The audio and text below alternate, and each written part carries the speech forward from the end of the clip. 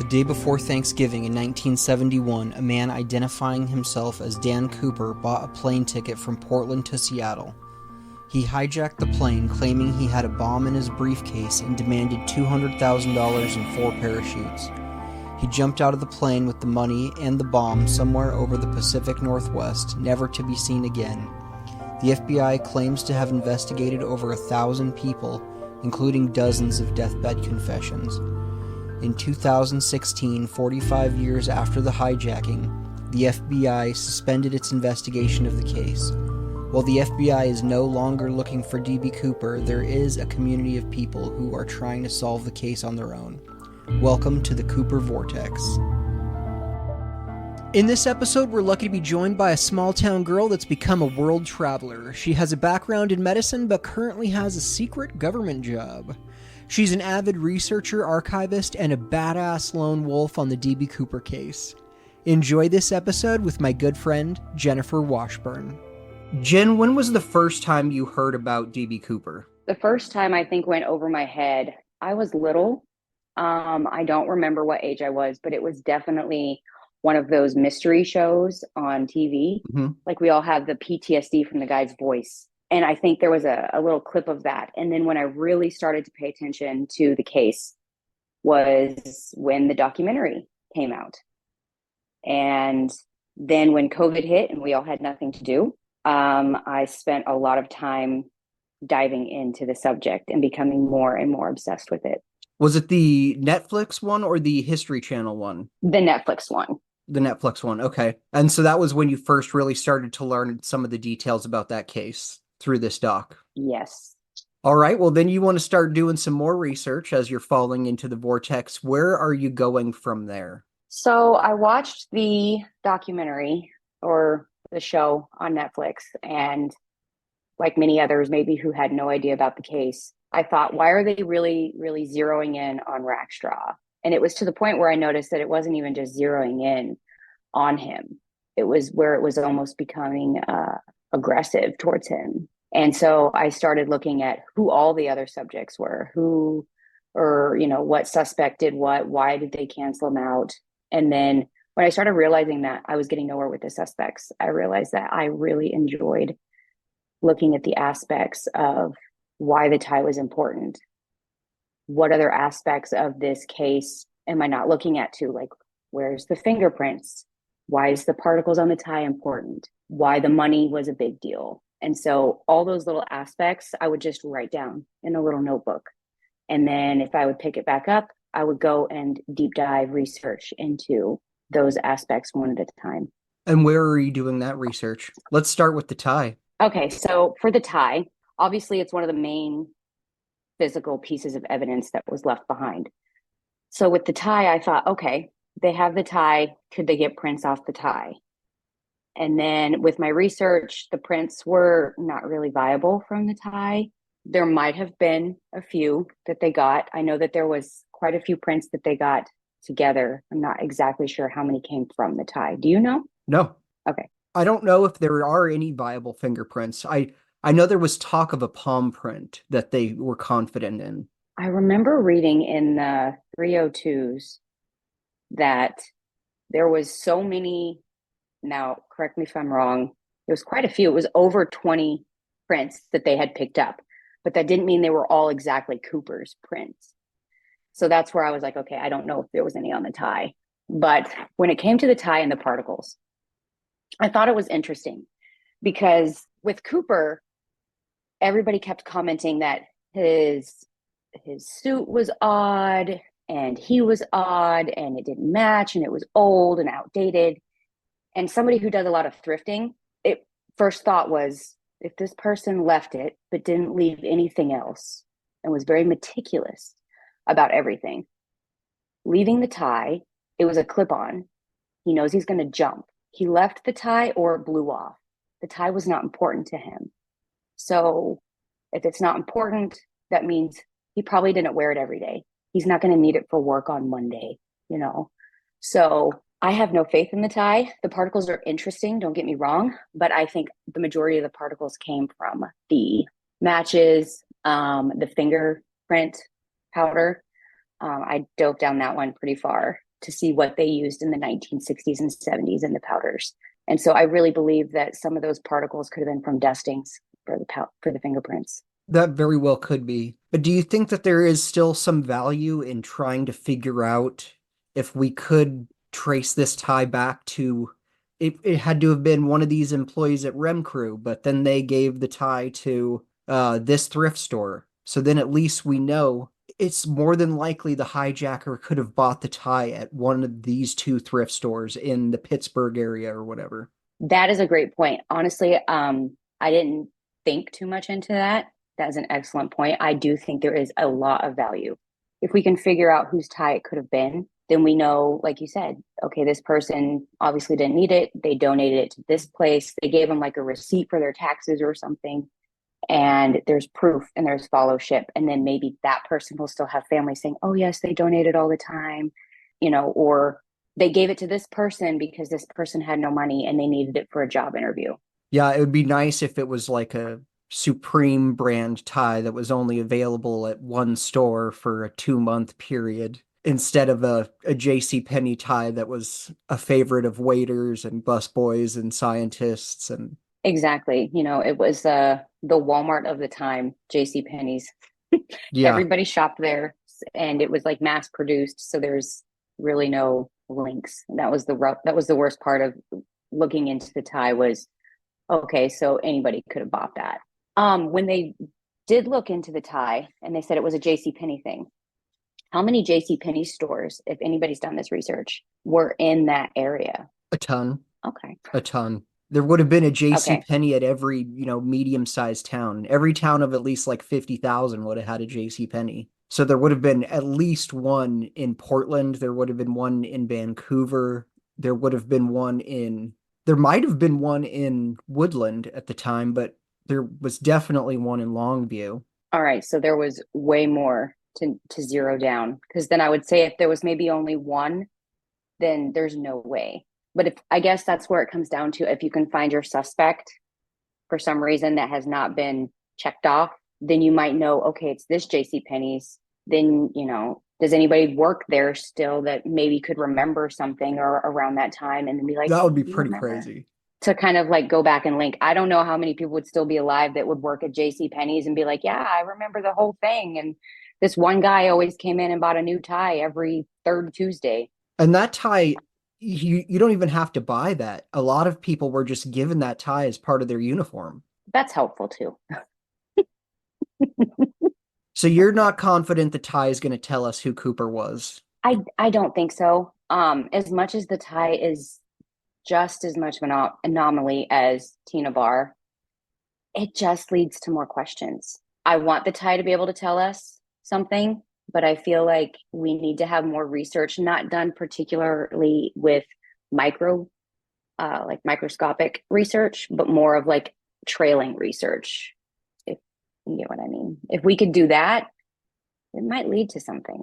But it seems like that tie is just way too common.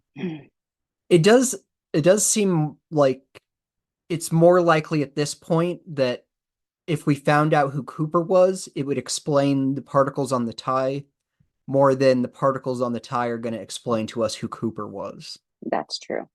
On the tie, nowadays, like on tennis shoes and stuff like that, they have specific numbers of how many that they made. Was there any sort of tag on the tie itself with identification numbers?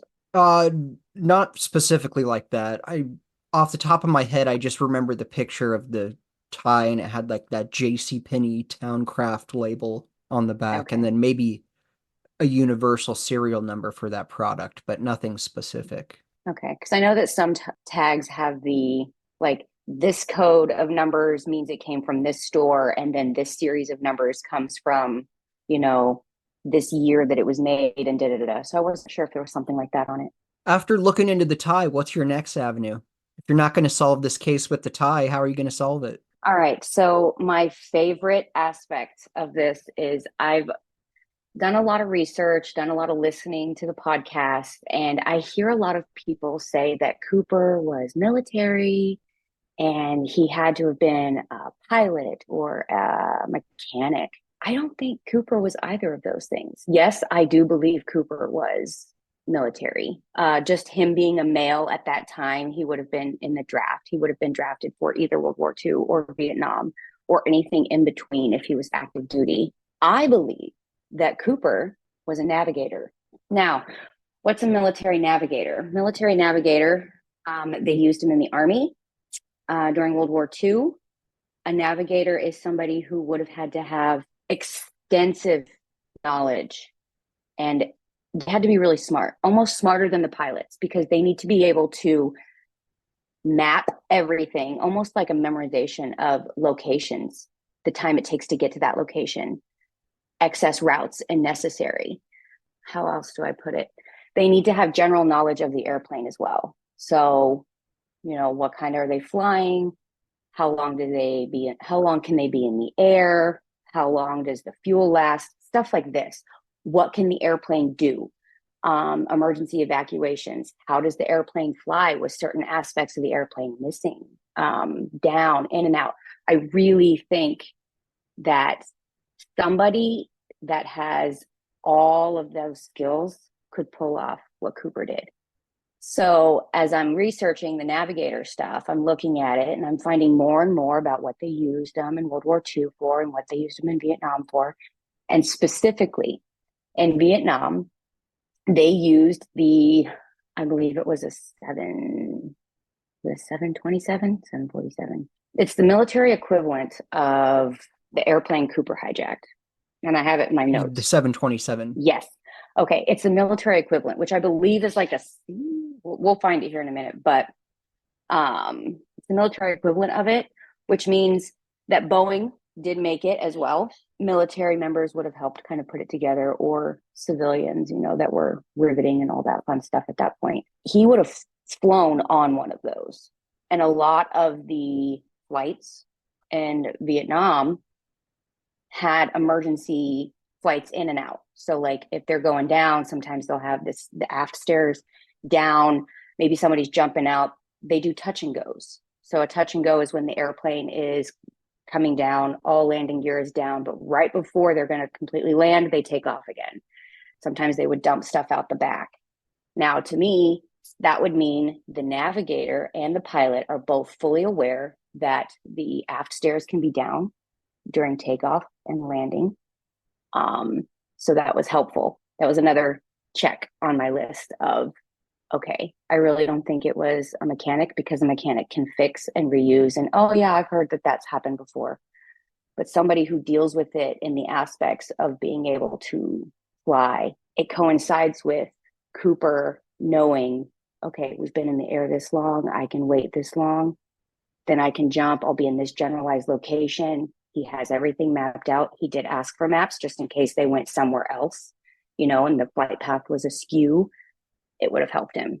So that's interesting too, because in Vietnam, a navigator would be older. He wouldn't be 19 or 20. Yeah, they did. There was a lot of people that they, I would say recycled, but that's not a good word. Some of them that they brought back from World War II may not have. A lot of the Air Force pilots and navigators and guys like that, they enjoy that career and they hang on for a long time.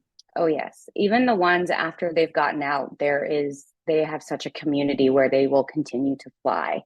They continue their job, but just not part of the military. A lot of them nowadays as pilots will retire and maybe fly for, example, I don't know, FedEx or private airlines and such, because they enjoy their job so much. But the navigator part, once I figured out what they did, it blew me away at how many aspects of this case coincided with the general knowledge of what they needed. And how did you land on a military navigator? So I was wondering about Cooper's general IQ. Now, some people say that it was luck. Some people say he planned it. Some people say whatever, but it kept falling back to the bomb. Was his bomb real? Well, if it was real, he needs to be somewhat smart. All right. And he's already smart enough to get away with this situation, and he didn't leave anything behind that incriminated him, and they haven't caught him. So he's got to have somewhat a higher IQ. So I looked up pilots, and when I was doing my research on the criteria and what the tests were like for the pilots to be added as one, it kept popping up with other stuff in the DoD libraries that navigators, okay, people that tested very high for pilots, if they tested above normal pilot level, they would place them as navigators because the pilots know everything about the plane, right? And how to get there. But the navigator needs to know all of that plus some. And then they need to be able to think quick on their feet to be able to help the pilot when something else happens. So that's how I landed on it. It was more of like the DoD search engines would come through and, just Googling things that were accredited sources kept popping up with navigator right along with pilot. And I was like, what is this navigator? And so the more research I did, it led me to believe that Cooper was a navigator. Now, when I did the research for the loafers, this ties into it. I couldn't believe what the navigator and pilot's boots looked like for Vietnam. Have you seen a photo of what they look like? No, I don't think so. Okay, I'll have to send it to you. But so the bottom of the boot, you know what men's loafers look like. It's kind of to a point, right? And then on the sides, it kind of like comes to a drop, right? And then it looks like a loafer around the bottom of the heel. The boots have that outline at the bottom. And then there's a different type of material that's used that's, sewn and jointed to this base outline that looks like a loafer that continues up the leg as a boot. So when they're in their suits, or if they're in their flight suit, mess dress, they can be intertwined. It was part of the whole saving of stuff. Let's use one thing for one thing or for two things, The boots are amazingly resembling a pair of loafers. And especially if his pants go just above or just, below the ankle to where it touches the top of the shoe, it'll look like a loafer with a pair of socks on. That's interesting. And it wouldn't be a boot that a bunch of people had seen before. Because the amount of navigators is actually lower than pilots, because pilots generally sometimes maybe need two. A navigator is usually one per flight. Sometimes they would have multiple depending on whatever they were doing. So there was less need for them. Do you think Cooper's bomb was real? That's a great question. I think that Cooper's bomb was real. I think that he knew at some point if somebody were to outsmart him, or he felt like somebody was going to, he knew he would have had to have an out plan regardless. So carrying a dud would do nothing for him. And I don't think that it was fake. I think that it was real also because he had really no worries when he was through the whole thing. Nothing really bothered him. Almost as much as we're like somebody who's given a cancer diagnosis. They've gone through all those steps, and then there's just, what else could hurt me? It's either this or this that's going to take me. So I feel like maybe he got a diagnosis and he was like, okay, even if I can't jump out and I died jumping out, that's just as much of a death wish if something didn't go right. The bomb would have been real also. Do you think Cooper planned this on a napkin the night before, or that this was a long, drawn-out plan?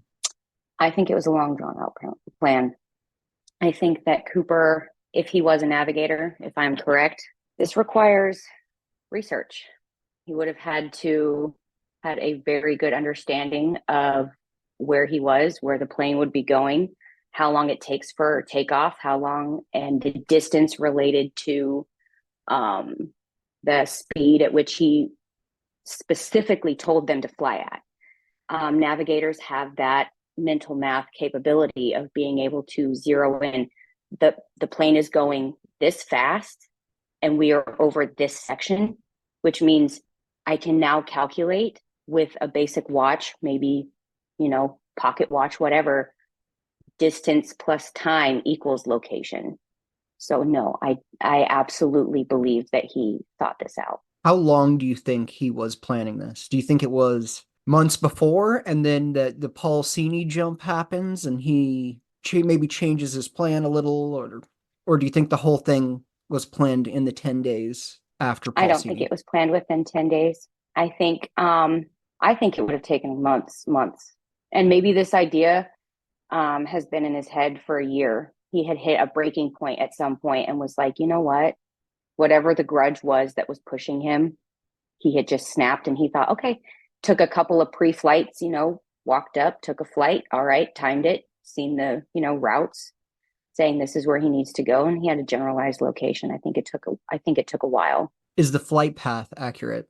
There's nothing that leads me to believe that it's inaccurate. At the time, they were flying, there are multiple air bases near the recorded flight path. Not to mention, I think there were some sort of military jets around his, but they weren't able to keep up. There's something, right? Was there other planes that followed? Yeah, they sent chase planes, but it's dark, Yeah. it's cloudy, they're flying at 10,000 feet, and the stall speed of those chase planes was actually higher than what the aircraft was traveling at. So they were sort of bleeding off speed with S turns and things like that. Well, that also coincides to something he would probably know as a navigator and, thinking about this beforehand and not just overnight. But with things like the radar around the bases and the fact that they're so close to the coast, along coastlines, there's a lot of radar that tracks flights in and around. And you being on the Pacific, unfortunately, is closer to the whole Russia type of stuff, and whatever. So it wouldn't make sense that the flight path was off in any way, shape, or form. Yeah, It we would have had been our recorded most pretty. advanced radar system. We put it on the West Coast because we were scared of the Russians. So we were able to Exactly. use that to track Cooper's plane. Exactly. And I don't think the flight path, I mean, even if they deviated a little bit here or there, it wouldn't have been enough to where the recordings would have been that far off. And there would be no reason for them to hide the flight path. That does them no good. It does them no good to falsify any sort of documents like that, because if it got to the point where they were, interviewing X, Y, and Z, having false information wouldn't make sense. I used to ask if the drop zone was accurate, but there's so many drop zones now. There's the official FBI drop zone, which even that sort of changed over the years looking at the FBI documents. Where do you think Cooper's drop zone was? I have not dove into the research of how long he was in the airplane before he jumped. Okay, after it went up, I don't know how long they were in flight. Do you know that information? Well, we have the pressure bump between like 811 and 814, depending on the account and the difference between an oscillation and the bump. Right. And when was takeoff? 750, So they were in flight for. about 20 minutes, 20 to 25 minutes. All right. That would be about the time for ascending. I don't know. There are, like you said, there are quite a few of the drop zones. I don't see why it would be too far off of what they predicted of the original drop zone, which would have been, gosh, what was the name of that one? Just south of Lake Merwin, like Ariel, Amboy, Yakult. I think that would have been correct, because even if you give or take a minute or two, you still have the fact that he's jumping out the back, right? And then with wind speed, whatever that was, as he was falling, it was raining, but not storming like, Midwesterners get. That'll push a little bit further to the left or to the right, Yeah, plus we So I don't know think how that would long have. he decided to free fall. Exactly. That's another thing too. If he would have pulled as soon as he jumped, maybe give or take 4 minutes, it would have also, that's a good point. But I really think the original drop zone would have been pretty accurate. Does he survive his jump? Absolutely. If he didn't survive, there would be so much evidence. You would have had the money, for one, 5-year-olds waking up at 7 o'clock in the morning. Hey, mommy, there's a backyard full of cash, because if it was on his body, he didn't pull, he would have tumbled. You don't fall straight if you're not pulling. You're going to continue to tumble. Somebody would have heard something that would have made quite a thud. And not to mention, even if it was kind of out in the woods, people go hiking or walking their dogs, or runners, for example, they always find the dead bodies. Always. Somebody walking their German Shepherd at 5 p.m. always comes across somebody's legs sticking out under a bunch of brush. So there would have been a body, there would have been a parachute. There's no way that people have been looking for how many years and they have found nothing. He had to have lived. So why haven't we found him? Honestly, I think it was a one-man band. He showed up, he did his show for 5 hours. And once he landed, he gathered his gear, because if he was military, he would have known how to jump. He would have known how to grab his stuff very quickly, especially if he was World War II, and, found his exit. And I think the reason we haven't found anything for him is he did what he wanted to do and didn't say anything about it. Why haven't we found any of the money?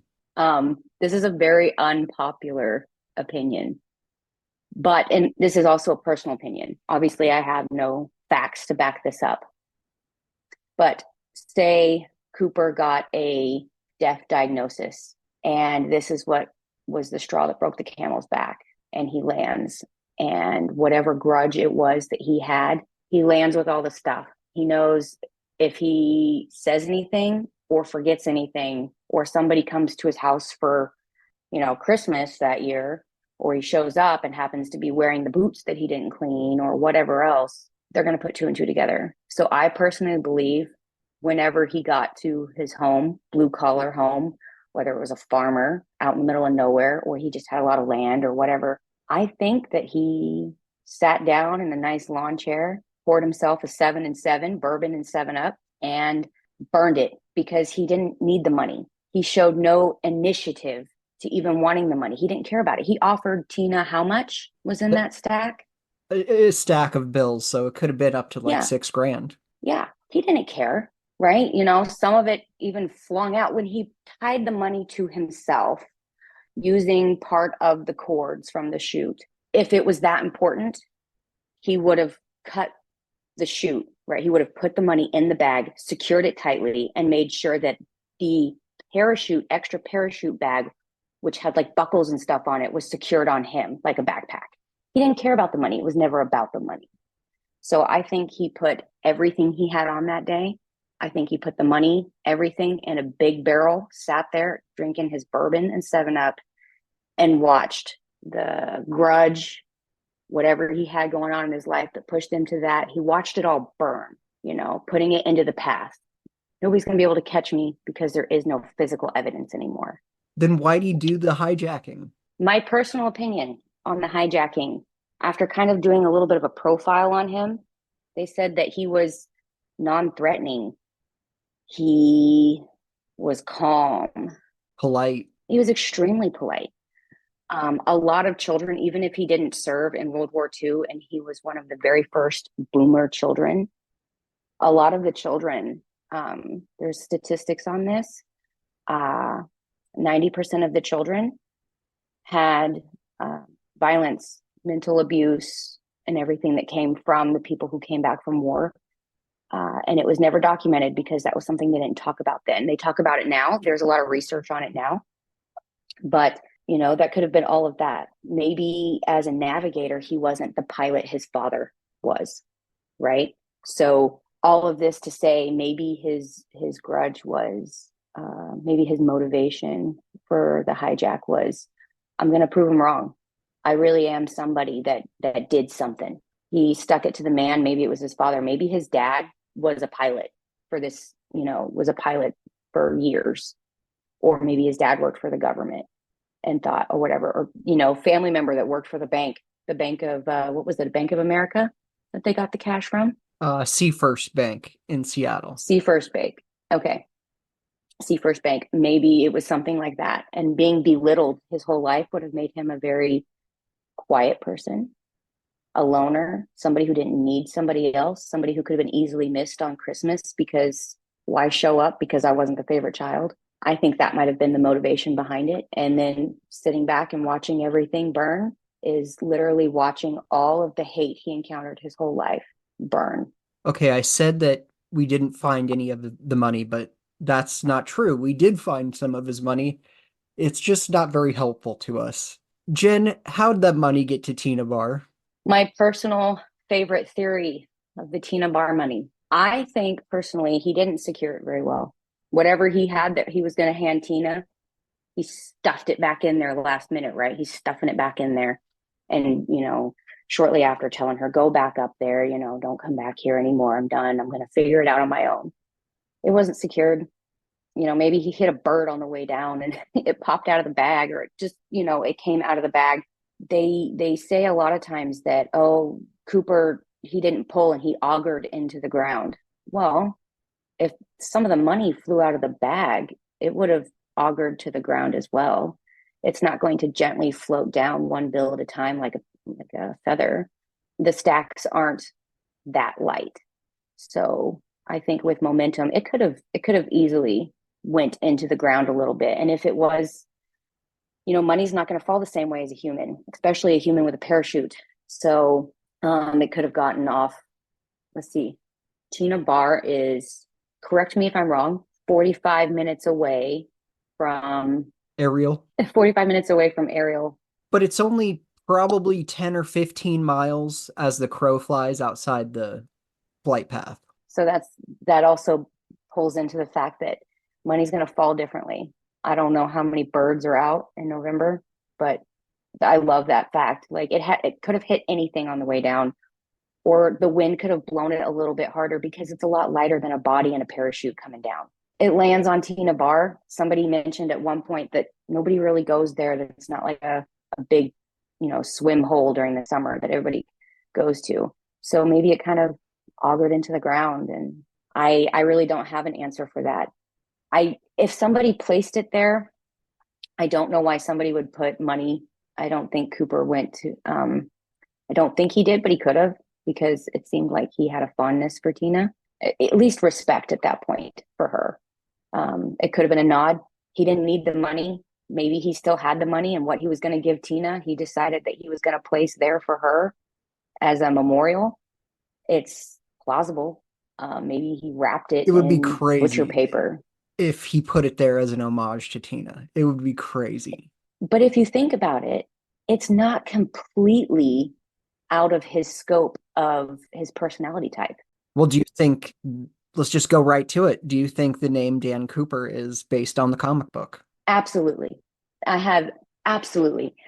If he's World War II or Vietnam, the hub, once everything kind of started getting settled down in World War II, was Belgium, Germany and Belgium. A lot of the military servicemen were pushed into that area and then dispersed. You've got a lot of people that are going through Brussels that are spending time there. Now, even modern military, if they go deploy or TDY or whatever they do, they bring home trinkets. They all do it. It's very interesting. We went on base near us, and they still sell comic books to this day. And where we're stationed, funny enough, they sell specific comic books on base. This one seller has permission to, and it's local comic books. Now, I find it very easy that somebody could have found this comic book. Now, could they read it? Maybe. There's a lot of military members that could speak German, could speak Dutch, could speak a plethora of languages. And even if they couldn't, a lot of them had relations while they were there. Maybe somebody that they had relations with could read, and they really liked comic books. I'm an adult and I like comic books. So maybe they had somebody there read it to them.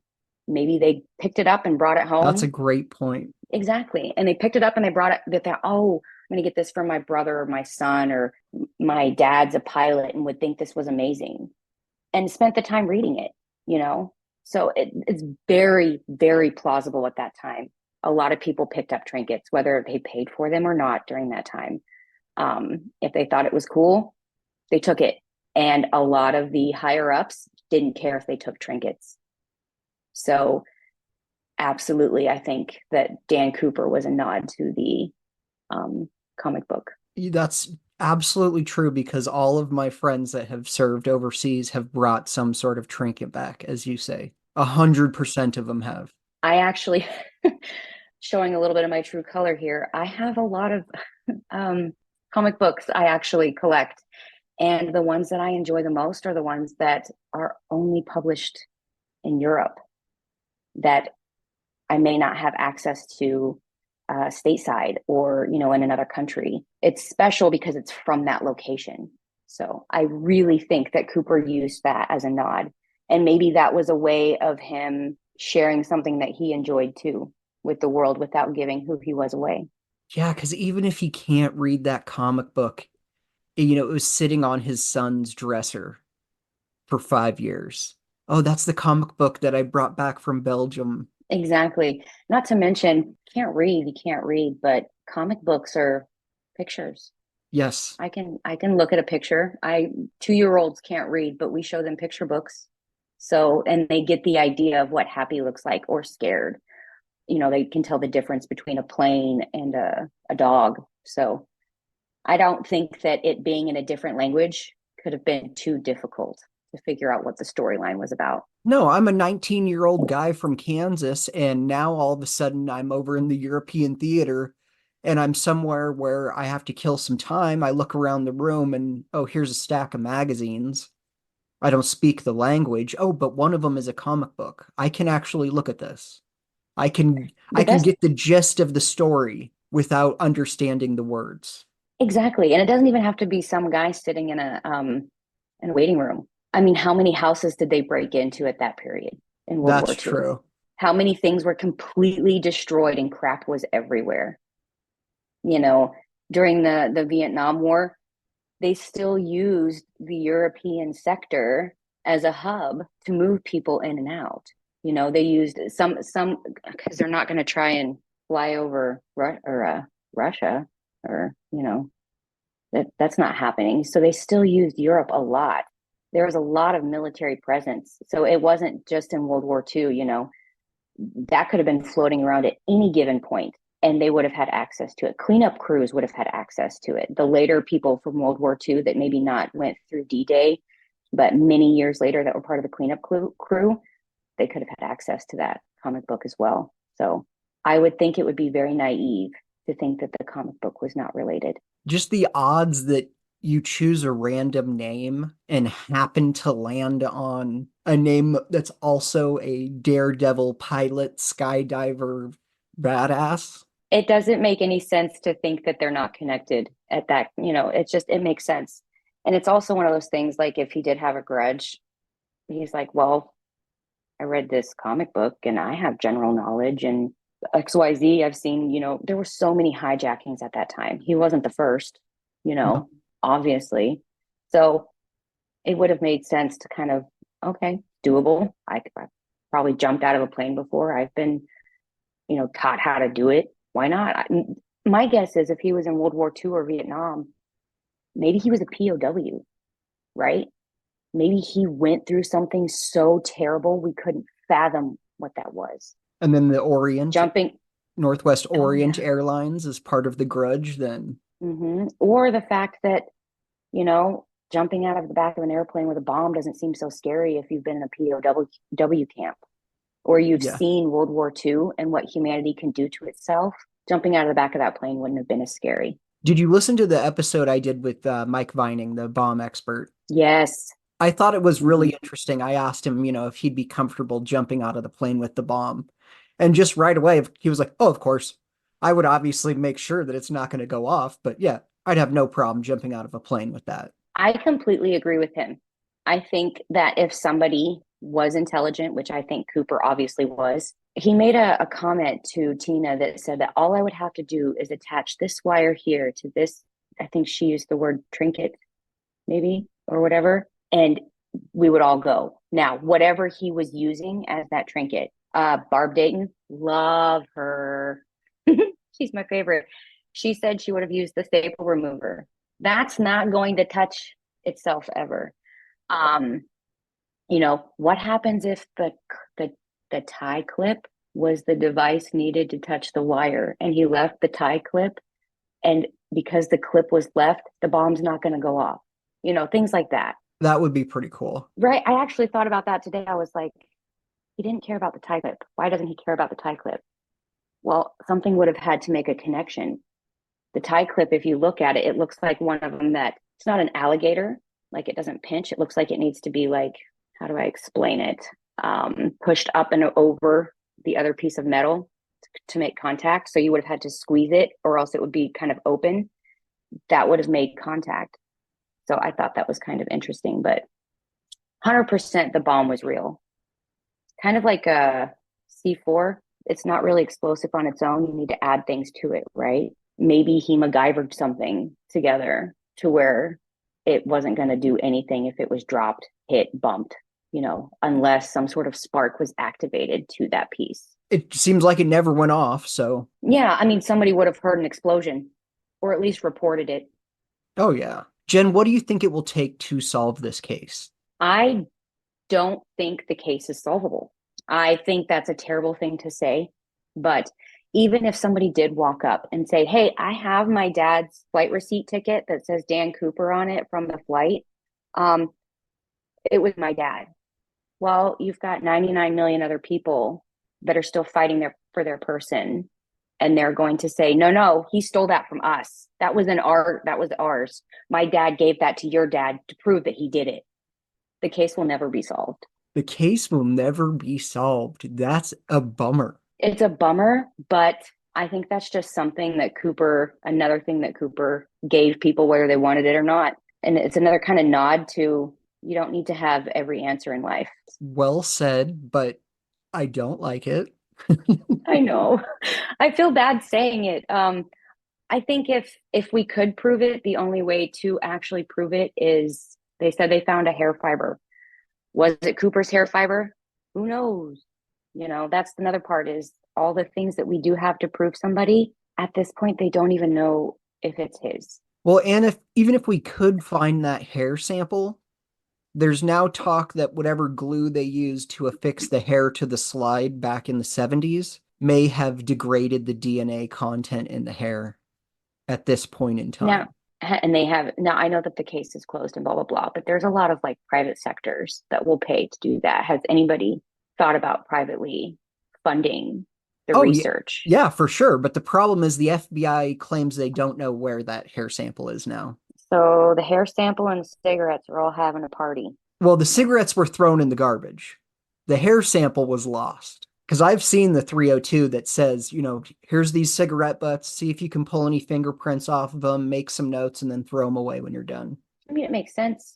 In 1970, they didn't know that we needed DNA was a thing, but it wasn't a thing, if that makes sense. Oh, definitely. And they didn't want, we're not going to keep cigarette butts in this file. That's gross. No, it's starting to stink in here. It's all right. It's just Cooper cigarette butts. You'll get used to it. I did think it was interesting. A little bit of a side note. Now, we keep saying that we don't have the DNA. We don't have fingerprints. We have some stuff. We don't know if it's his or not, but we've got some stuff.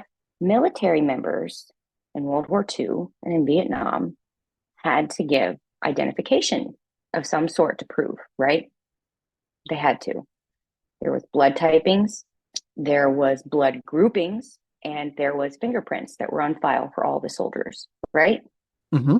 So everybody's suspect that's military could have their military files pulled, because they keep them even after death. I think they keep them for so long, or they give them to the family and such, and blah blah blah blah blah. I'm wondering why they weren't put up against that. Now I know that Rackstraw, McCoy, a lot of our big time hitters that were military, they were ruled out. And I know, if you look in the 302s, the military actively interacted with them in the case. You can see that this document came from this base and this one, and yes, blah, blah, blah, blah, blah. They put those things towards them. Plus, they were still alive, so they could get, fingerprints and whatever they needed to. And with Rackstraw and McCoy, the FBI had both of them in custody. Oh, exactly. Exactly. If they were looking to just pin this on somebody and be done with it, they had so many opportunities, even if they didn't even like Rackstraw. Mm-hmm. If they didn't like McCoy, they had XYZ opportunities to be like, let's pin it on this person and be done. And then this way, the insurance people got paid. There's no way it was a conspiracy, because nobody gained anything from this. So you don't think there's any sort of FBI cover-up? As much as I love a good FBI cover-up story, I would like to, if you don't mind, kind of indulge me for a little bit. FBI cover-up. Now, at the time of the DB Cooper hijacking, Nixon was in office, yes? Correct. Yes. Nixon recorded every conversation he had with the FBI and the CIA. Now, why did he do this? He did it because, one, he wanted to make sure that his presidency was properly documented for future. Two, he was obsessed with catching them up on something later to be the big guy. You know, next time he ran, that he found out that maybe JFK was assassinated, it was cover up. Now, in all of those that they had and that they went through the courts with and listened to hours and hours of stuff, if it was an FBI or CIA cover up, the hijacking would have been briefed to the president. It would have come up on That sounds about right. It would have come up on the tapes. Somebody that was listening to them after the Watergate scandal, and they went back and took all the tapes, everything that had been documented for XYZ of years, that would have come up. They wouldn't have just brushed it under the table, because there would have been no like, oh, okay. They obviously went after him for the Watergate situation. Cooper would have been headlines, and it would have been amazing. Oh, we got him on this, and this. And that hijacking, that was him too. No. Unless you believe Cooper was E. Howard Hunt. Oh my gosh. E. Howard Hunt. E. Howard Hunt. Let's go down that rabbit hole. All right. E. Howard Hunt, the timeline doesn't add up. So he was given this ugly bag of disguises, him and, oh gosh, who was the other one that he went with to California? I can't remember either. It's Nat LaFoque's book is about E. Howard Hunt being a suspect. Well, there's another book that I just read. It was called something like the White House Plumbers. And it went through the entire thing of the, Nixon administration stuff. And it talked about E. Howard Hunt. And E. Howard Hunt was sent with this other guy. It was completely wrong time frame.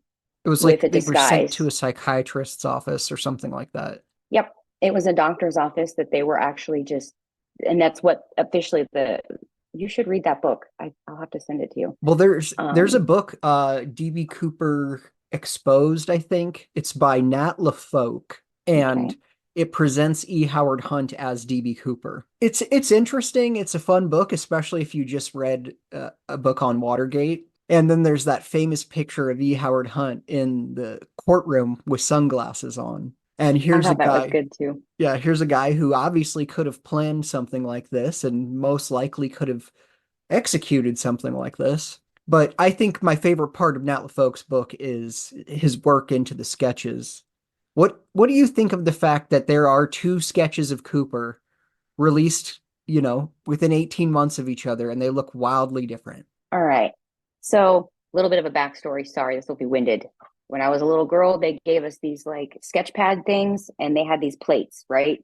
And you could mix like the Barbie head with the Barbie's feet and the dress, right? I'm not sure if this is how they did the sketches then, if they did sketch plates and they would say, hey, which one of these eyes looks correct?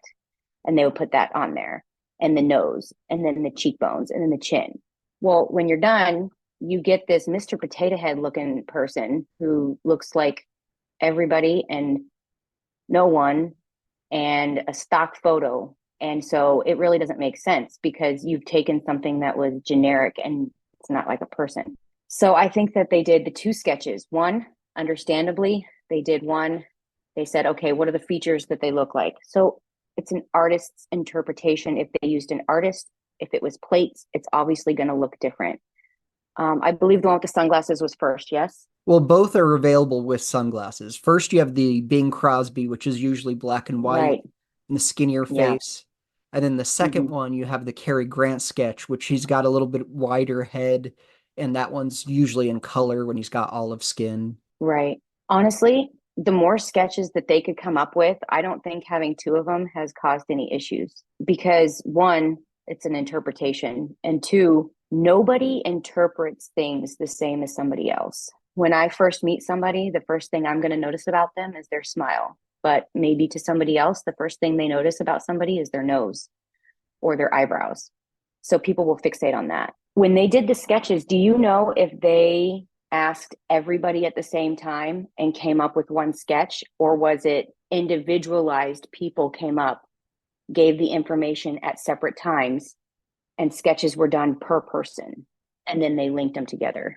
You have to double check, because I'm just pulling this from the top of my head, but I believe the first sketch was information collected from everyone, And then I think it was with Florence Schaffner that was unhappy with the first sketch. And then so they worked with just the stewardesses who dealt with Cooper on that second sketch.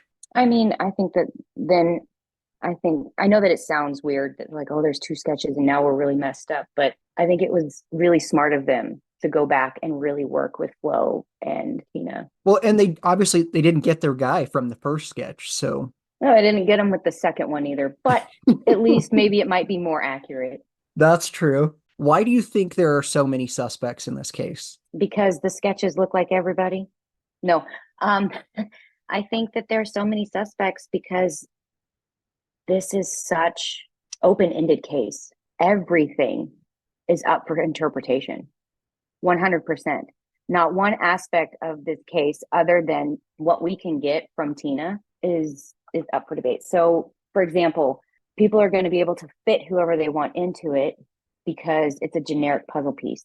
And if they don't like it, well, now we can move this thing aside and put it here, because it's not clear. We don't have anybody that's seen him afterwards. Well, we might have if we include the dump truck driver and whomever else. But there's just so many aspects to this case that they don't have hard evidence for that we can fit. There's no Cinderella shoe that can be placed on this case to put just one person in. So they had to put everybody in the pile. There's no Cinderella shoe. I love that. That's fantastic. Why have so many people confessed to this crime? It's easy to confess to because who's going to prove you wrong? We can't even prove the right person right. So we can't prove you wrong. And even the people who confessed weren't implicated. So I think that's probably why. And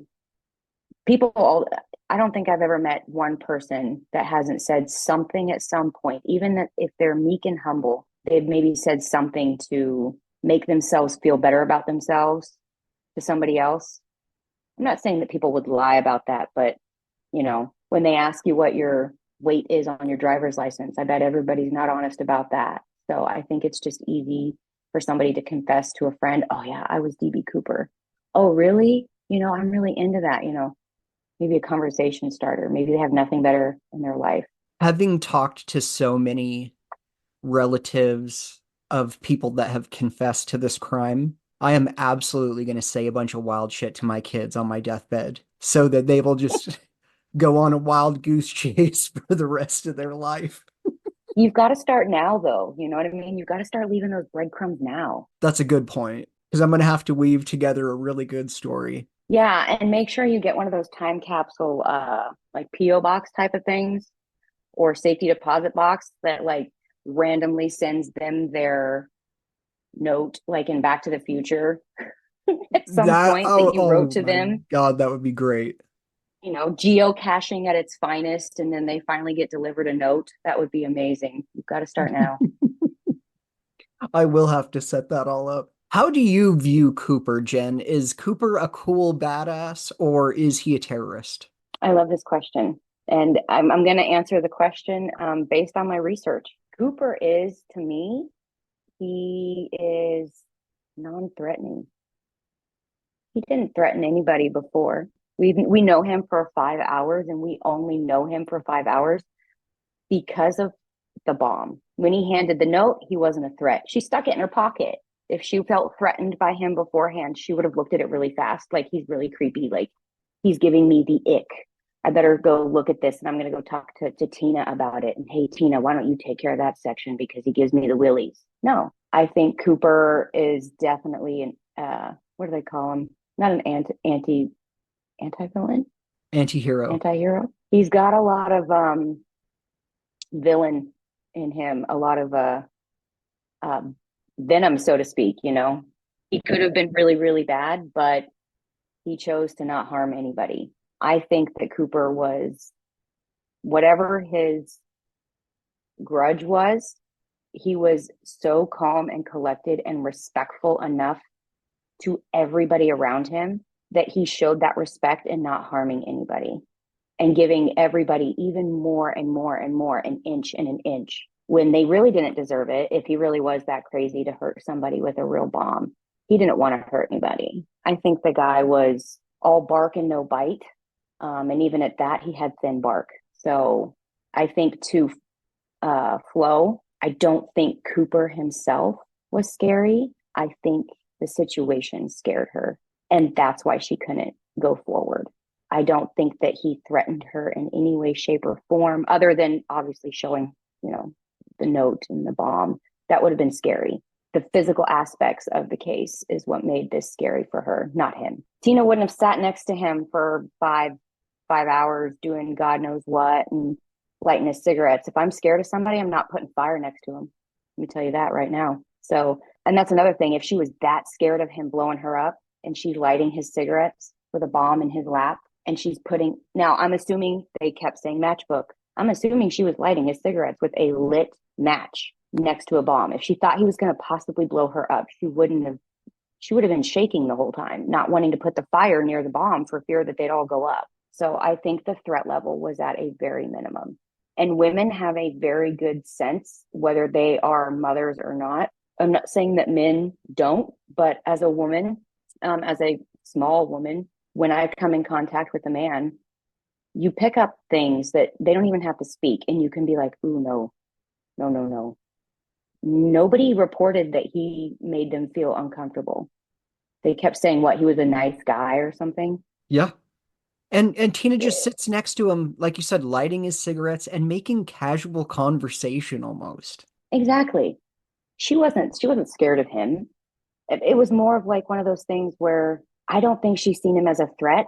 It was almost as if she was absorbing as much information she could about him, but not come back and try to get him later. It was that she was intrigued. Almost, I'm not going to say that she was in love with him because that's not what I'm getting at, but there was a sense of some sort of connection between the two, but not that I think that they knew each other, but that she knew he wasn't going to hurt him. Beauty and the Beast style, right? No love in the situation, but she could see through the mask that he was not a threat. Yes, the situation was scary, but he wasn't going to hurt her. Do you think the flight crew was in on it? No way. Oh, man. There'd be no reason for the flight crew to be in on it. One, didn't most or if all continue to work for the airline? Yes. Yeah. Okay. If the flight crew were in on it, how many people would that have been? 2 pilots, how many stewardesses? Up to 7 people would have to be in on it. There's no way. At some point, statistically speaking, 7 people that hold a secret with the factor of human error, just somebody accidentally slipping up.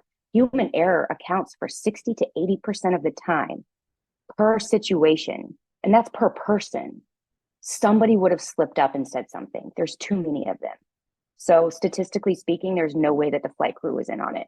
Is it possible that Cooper hid in the plane and didn't jump out, but just waited until it got to Reno and then casually walked off the plane somehow? It is physically impossible for him to hide. One, he would have had to cram his body into a teeny weeny little hole, somehow latching it to where nobody's going to notice. Like, you don't think the people who inspect the planes know when something doesn't look right? Not to mention, they searched it with dogs. It's one thing for a human to have what we said, the human error. That dog is not going to miss that. We still to this day use canines in the military for bomb sniffing. If they were that bad at it, they wouldn't have continued to use them. So there's no way that Cooper could have gotten away. And they had the tie that was on Cooper's body. They would have given that to the dog to sniff. And they would have sniffed him out. They would have been like, okay, well, the dog is following out of the airplane and down over to here to section B or something. Right, where there's a guy hiding behind a bush in a suit. Yeah, exactly. And I think they were all served some sort of meal too. So the dog would have been like, ooh, lunch, right? Like, he still smells like whatever they served. But yeah, there's no way that he was still on the plane. I mean, maybe somebody came up with that because it sells a good book, right? It's good reading. Because at this point with the Cooper case, you can write books. A lot of books have been written. How many books are considered actually nonfiction with the Cooper case? The vast majority of them. They're all nonfiction. Yeah. E. Howard Hunt, Presented as a Suspect, that's a nonfiction book. Interesting. Because I would think a lot of the aspects would have had to been filled in. And a lot of fiction or nonfiction has to be fact checked. Up to a certain degree, you can have so many nons. So that's why I asked. I was like, I don't know. I don't know either. There is definitely a lot of books. But do you think that Cooper is a name that we've already heard? Do you think he's a one of the names that's being floated in the suspect pool already? I don't think Cooper was any of the suspects before they closed the case. Now, I know that the case is closed and we've come up with a few new ones, right? Since Oh yeah. obviously they haven't looked into that person. It wasn't on their radar, or it wasn't on their radar enough for them to investigate it. It very well could be. A lot of times people will be on the suspect list, but I don't think Cooper was a, what do you call the criminals that, oh goodness, words are leaving me, that commit more than one crime. Repeat I think he was offenders. a one, yes, I think he was a one and done. I really do. I think that's why it's been so hard to catch him, right? Because there's no history of anything. And if the man was always showed up on Monday, always ready to go, never late, never really kind of made waves, and was never in the eye of anybody, it's really easy to go back to that and be a nobody. So I don't think that the suspects that we have now, I think the new ones are attached to the tie, yes? Several of them. But then you've got like Lauren Hall, who's not really attached to the tie. It's really just Vince Peterson and Melton Vordal, the two new suspects that both really have the exact same tie link. Right. It very well could be. I guess I'll go back to the fact that we don't have, Cinderella's glass slipper to tell us who it is. So we could come up with 100 more names and we could be doing this for 100 more years because our evidence pool is gone. What do you think his age says about who he is? Because if you told me right now, hey, there was the skyjacking that happened and the guy jumped out of the plane with the money, instantly I'm picking a 25-year-old guy, not a 45-year-old guy. What do you think his age says about who he is? I think that his age further proves that this was a planned situation. A 25-year-old would have been like 3 beers in, I've got this down on my napkin, take this shot, I'll see you in the morning, somebody take me to the airport. 45, 50, I'm planning that out because I know that I'm going to need to take at least 2 days off of work. Good thing I'm doing it before the holiday so I can recuperate because my joints are going to hurt. So I think that obviously it was planned out, and just because of the age doesn't mean that his capability and his mental sharpness wasn't there to pull it off. And maybe he knew that. Maybe he knew, it's another thing to throw people off. Do you think he used smoking as a disguise, or he really was a smoker of Raleigh cigarettes? He specifically Raleigh, we can go down that avenue in a minute. He had to have been a smoker. There's no way he wasn't. If you're not a smoker, I love the thing that you say all the time. I dare you to smoke eight cigarettes in 5 hours? 5 hours. I love that because every time I hear you say that, it kills me because it's true. I am a smoker. I can tell you one thing. When I started smoking, if I would have smoked 8 cigarettes in 5 hours, I would have had nicotine poisoning and it would have been awful. So if Cooper wasn't a smoker and he did smoke those and he did inhale, okay, Tina would have noticed that he didn't inhale because you can tell the difference. Somebody's holding that in their mouth, right? Because if you let go, it's a big plume of smoke that pops out of your mouth. So if they say that he's smoking, they can see that it blows out differently. Also, when people puff on a cigar, like the smoke comes out a little bit differently. You can tell the difference. Another thing is, he's smoking those 8 cigarettes. He would have been shaking, violently ill, looking like he's going to throw up. His anxiety's already high. And it gives you these terrible shakes and the gut hurts. And you just feel like your body's in a toxic level. Like you don't feel okay. Oh, yeah. And incredibly nauseous. Oh, yeah. You would have seen visual things. Like those are visual factors that she would have been like, he didn't look so good going out the back when he yelled at me. He wouldn't have been able to process everything he needed to get out. He had to have been a smoker. Now, specifically Raleigh cigarettes, it depends. So go to the grocery store to pick up your pack of cigarettes. Sorry, we're all out of Marlboros today. We don't get any until Tuesday. That's fine. Give me this kind. I have a backup kind.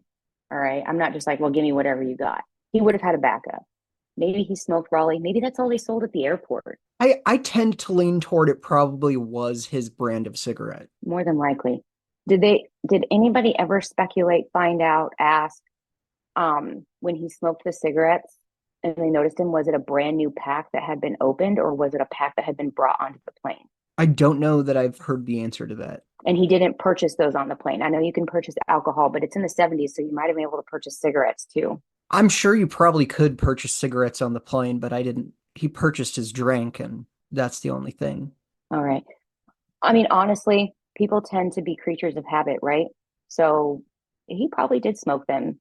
I tried to look up the personality traits associated with Raleigh cigarettes. I couldn't. I know that somebody else had talked about that. I think it was the FBI agent.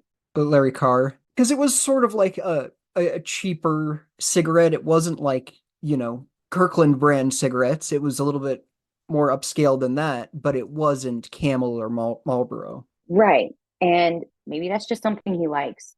I can tell you some very, very rich people probably like the taste specifically of a cheaper cigarette, right?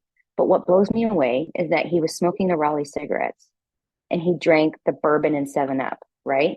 Bourbon's not a poor man's drink. Have you ever done? Yeah, but I've If heard you it was a go, little bit different at that time, but it's still so when you have limited choices on the aircraft.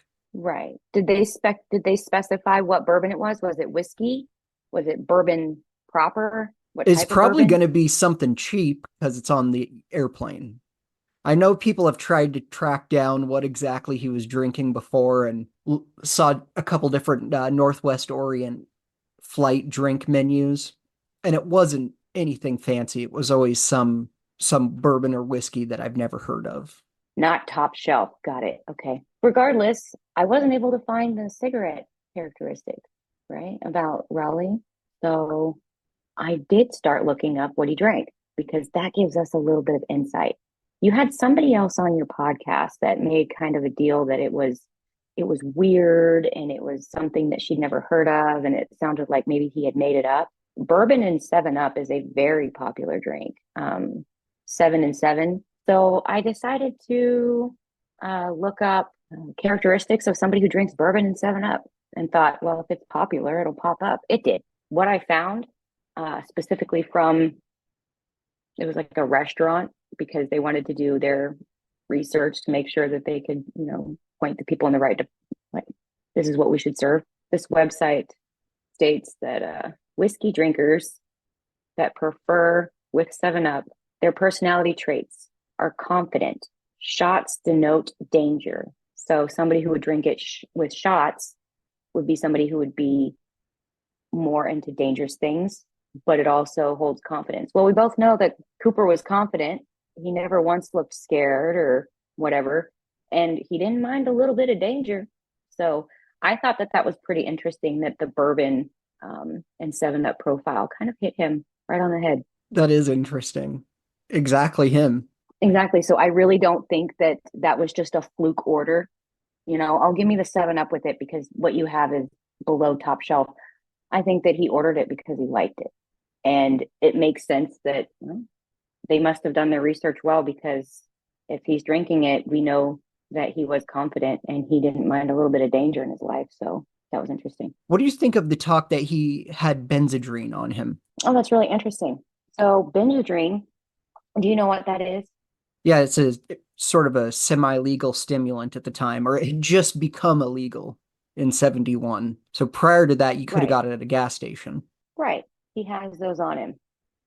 That to me says, well, what is he using it for? All right. He took the flight at 2:00.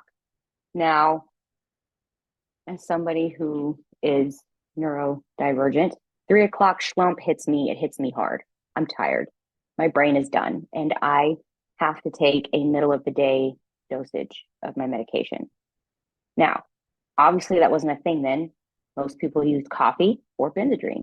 Maybe he kept that on him, right? Maybe he became addicted to it while he was in the military because they used him for long flights, right? He knew that was there.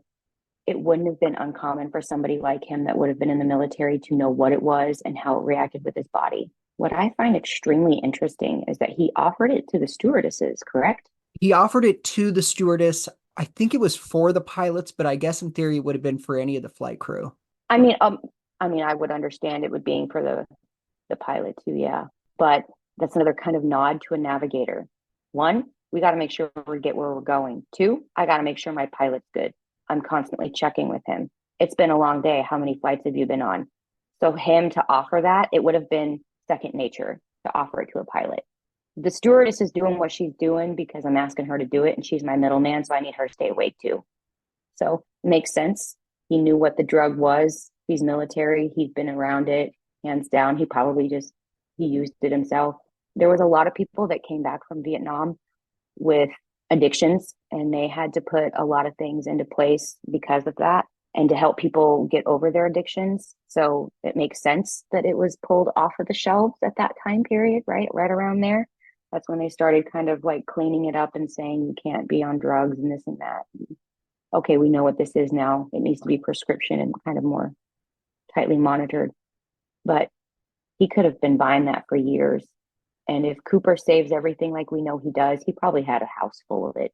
Probably. It wasn't hard to get. And obviously he did care about the crew. I mean, he ordered meals for them and seemed to know that, they're going to be working late today because of him. Right. I always loved the fact that he ordered them meals. He has not been a threat at all. Somebody who doesn't give 2 craps about you, and he's waiting to just blow you up on the airplane when it lands, or who's so mentally unstable that he's carrying a bomb around. He sure did a lot of nice things for somebody who's crazy enough to carry a bomb around. But it blows me away that he ordered them meals. Not that they didn't have keys to the cart the whole time. I don't know. Did they not keep meals on the plane? He would have known that they could have just gotten something to eat when they wanted to. Well, the interesting thing is that was the last leg of that flight crew. So it would have been, the plane probably would have been restocked with a new flight crew after that. It seems like Cooper knew that this was their last leg. This is the end of their shift. And I'm taking them hostage. So they're going to need dinner now. Oh, yeah. So Whoops, my fault. that's interesting. Like, does he know it's that plane's last leg, which would lean more towards that he was doing a lot of research and this was very well planned, more so than the napkin theory. Oh, absolutely.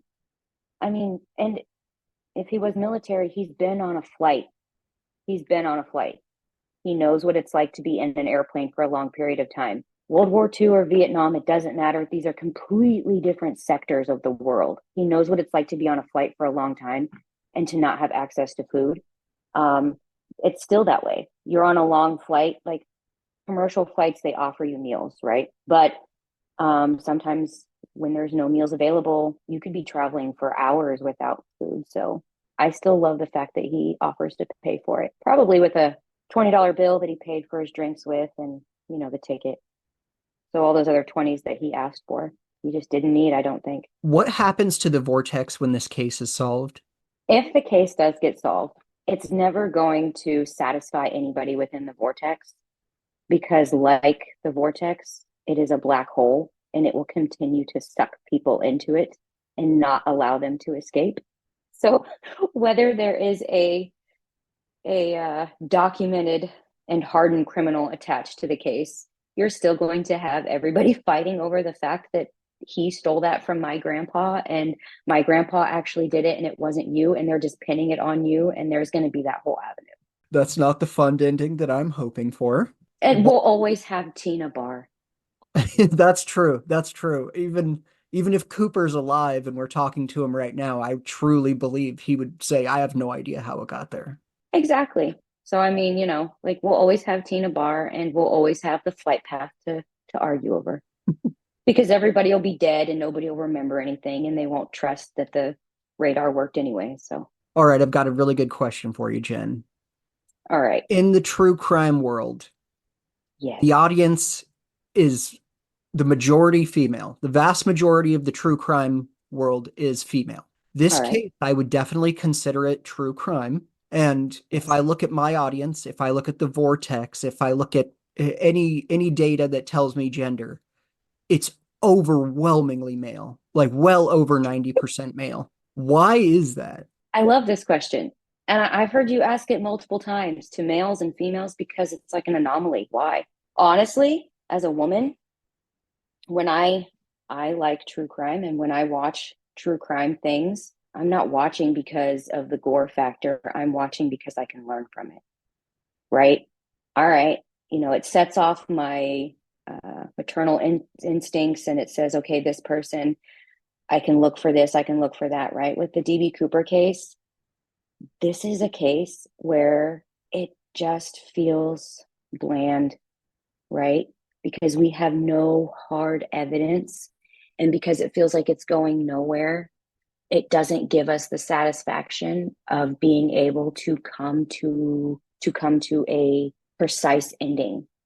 And I feel, as a woman, I need to know what happens at the end, and I need to be able to predict it, because being able to predict it can save my life, my kid's life, my husband's life, this and that. But the Cooper case, it's not. It's all conjecture. Everything is just my opinion, your opinion. Let's go have coffee and talk about Tina Barr for 20 minutes, because neither one of us are right, but neither one of us are wrong. And honestly, the diatoms, those could have been planted too, right? No, just kidding. But I just see the DB Cooper case as being a cigar and brandy saloon area for men to have conjecture, because at the end of the day, it's not going to make one man upset at another man, right? Or, because they can come and bring their opinions together and talk about it and then walk away from the situation, and it's fine. But women don't tend to do that. We tend to need to know the beginning, the middle, the end. We need to have all the other details with it so that we can put it together in a big, conglomeration and finish our puzzle. The house needs to be tidy at the end of the day. And with Cooper, nothing is tidy and everything's a mess, and it drives us nuts. Yeah, that's well said. It's sort of just like talking about sports. I'm a Lions fan and my buddy is a 49ers fan, and we both trash each other's teams and disagree and they don't know a thing. But moving on. Exactly. Nobody's feelings are getting hurt. It always kind of brings me back to like the movie Titanic. Totally off topic, sorry. But you always see the men go away from the women, right? They separate after dinner and they're like, oh, they're going to go talk about how they rule the world. This would be that kind of case that would be something that they could talk about, because it doesn't make one person look better than the other, because everybody's opinions are different anyway. So I think that's predominantly why it's men oriented. And definitely not because it's aviation. Women are into that stuff too. It's not it's comic book related. I like comic books. I like aviation. I am obsessed with World War II. I love learning everything about it, and like government stuff. I think it's just because women like closure and like answers, and this case does not have either of those. Right, you're a unique type of gal because you just told me you're reading about Watergate. Yeah. None of my wife's friends are reading about Watergate right now. You want to hear something weird about Watergate? I just happened to see it and I was like, White House plumbers. I bet they were just listening in on the conversations, right? And I was like, this sounds good, like juicy bits of information about the U.S. history's past. I burned through that audiobook in one day. I couldn't get enough of it. So yeah, I guess I'm definitely one of those weird girls that the other girls don't want to be friends with or something, because I don't wear pink on Wednesdays. Okay, I've got a book recommendation for you. Chaos by Ooh, Tom O'Neill. get my handy dandy notebook. I listened to this one also, Okay. but it's Can you give about the me a little Charles bit? Manson murders. Don't tempt me with your okay, what was the name of it again? Chaos by Tom O'Neill. And I'm not, like I said, I always say I'm not a true crime fan, but I loved this book. It's so crazy. It's not necessarily about the Manson murders, but that's how it starts. It's mostly about how crazy the government is. It's a great book. It's a great book. That sounds really interesting. Oddly enough, I think the reason that I have not read, and the rest of the Cooper fans are going to have a field day with this, but I have not been able to read any of the Cooper books. Where we live overseas, and the fact that I have ADHD, it is very, very, very hard for me to read a physical book because I read the same paragraph 3 times and have no idea what I've read. But audiobooks, I can absorb almost 90 to 98% of it, and I can absorb it quickly. I can't find the Cooper books on audiobooks. I don't know if any of them are on audiobook. I bet Skyjack has an audiobook, and then Dr. Edwards' book. might have an audiobook, but I don't know for certain. He's in England, yes? When I spoke to him, he was in Transylvania. Oh, wow. Oh, that's another. Ooh, yay. All right. That's amazing. Okay. Well, I do use the Libby app. I know it's not the Audible app, but it's free. So I can use it with like all the libraries and use a library card. It's just hard finding a lot of the Cooper books to be able to read more about it. And I'm sure, even though I don't believe it's one specific suspect, that doesn't mean that when I read a Cooper book, I won't be able to gain a little bit more of insight knowledge of why somebody thinks this way. And maybe Absolutely. that little, yeah, and that little piece that that person used to gain the knowledge to put their person into it could be that small puzzle piece that somebody else needed that could help us get us closer to the case solving. 1,000,000%. I've brought that up with Nat LaFoque's book before that, okay, is he E. Howard Hunt, D.B. Cooper? Probably not. But the research he did on the sketches in that book was the first time I read some of that information because he came out with that sort of as the files started to come out. So yeah, there is value in knowing this, even if I disagree with the suspect being presented in the book. The book about Rackstraw is a very interesting book. I don't believe a lot of it, but it's an interesting, good book. What is the draw to this case? Because this is a self-selecting group. If it weren't for DB Cooper, would you and I be talking today? Probably not. Never, never. Honestly, I think it was just a whim that I had sent you the email that I was like, okay, I've done this research. I need help. And it wasn't even to the point where I thought podcast was going to happen, but I needed more answers. And from everything that I'm seeing with my own research, I know that a lot of the other people come to you. So I think as human beings, we are extremely inquisitive, right? We want to know about things. Anomalies bother us. When there are things that we think is a quick and easy fix, that's what gets us going first, right? So DB Cooper, the skyjacking, and everybody comes into this and they're like, ooh, how many people watch the Netflix series? And then as soon as they watched it, how big did the Cooper Vortex community, all the Cooper stuff, how big did it grow? I bet it did a big jump Quite a bit. because it's like, dangling a little treat, a little piece of something over somebody. And you're like, oh my God, this is so easy. That's how it sucks you in because it looks simple. It looks like it would take nothing. Like, oh, these people ain't even trying. Nobody gives a crap. The only reason they're not trying is because nobody got hurt. Well, that's kind of interesting. And then different aspects of this case is what keeps drawing you back in.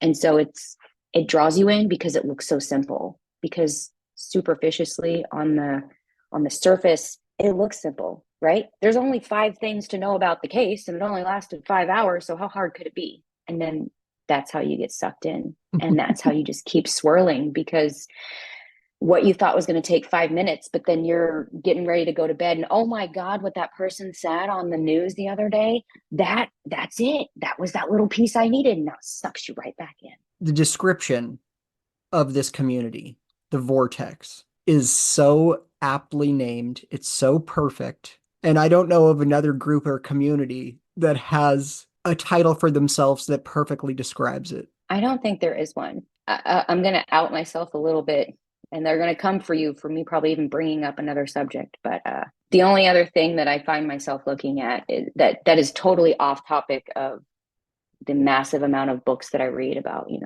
government and stuff like that, is I'm I'm a Golden Girls fan, right? And I'm on like a couple of fan book pages. Those aren't even good titles. Like that's terrible. I'm a Golden Girls fan. Like DB Cooper fan doesn't even. But the fact that it's a vortex. Does anybody remember how that came to fruition? I believe the origin is Mark Metzler said that it's the story, it's like a vortex, and once you get sucked in, you can't escape. And then that's what hit. And then when I started doing this podcast, I of course was just going to call it the DB Cooper podcast because that's how creative I am. But everyone just kept saying the Cooper Vortex, the Cooper Vortex. And I was like, I have to name the show the Cooper Vortex. It is. It is in the sense of the true meaning. Because like we talked about, like what's drawing people in, it looks easy, right? A vortex has that large hole at the beginning. Gosh, this should be so easy to find the end, right? It's got that large hole, and then it sucks you in like a black hole, and then you can't get out. And once you're in, you're done.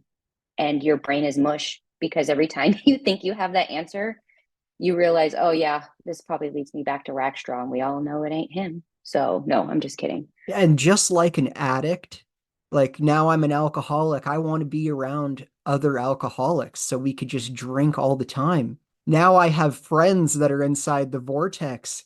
And now when I try to escape, they're bringing me back in. It's like, hey, Darren, let's talk about DB Cooper just for a little bit. Come back. You know you can't resist. Don't tempt me with my addictions. So even though I I've tried to leave the vortex, I've made too many friends, and now I oh can't escape.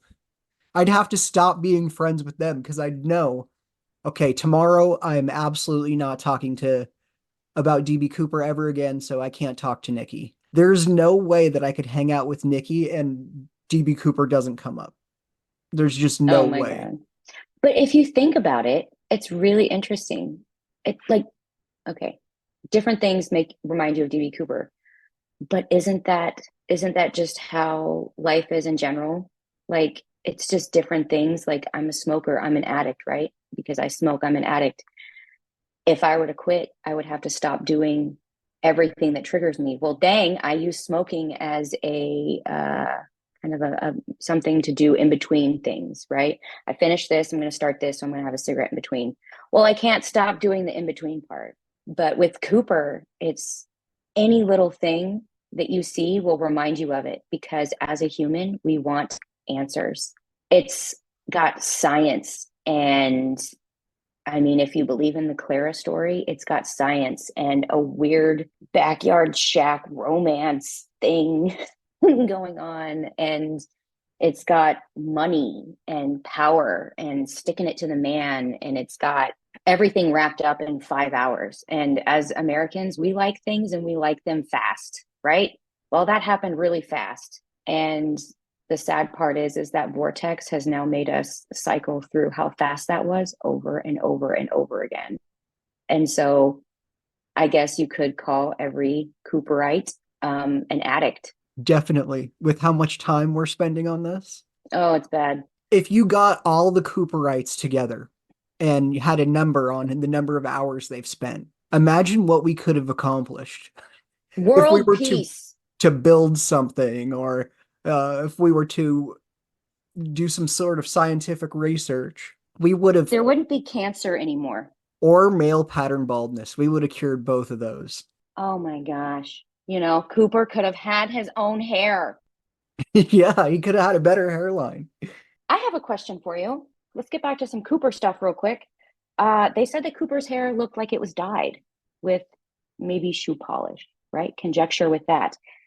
Now, as a woman, I dye my hair. Do I have grays? Yes. I'm not in my 40s. I don't know what's going on. Whatever. I dye my hair. My eyebrows are not the same color as my hair now, right? Because my eyebrows have lightened. Did anybody ever notice the fact that his eyebrows were a different color than his hair?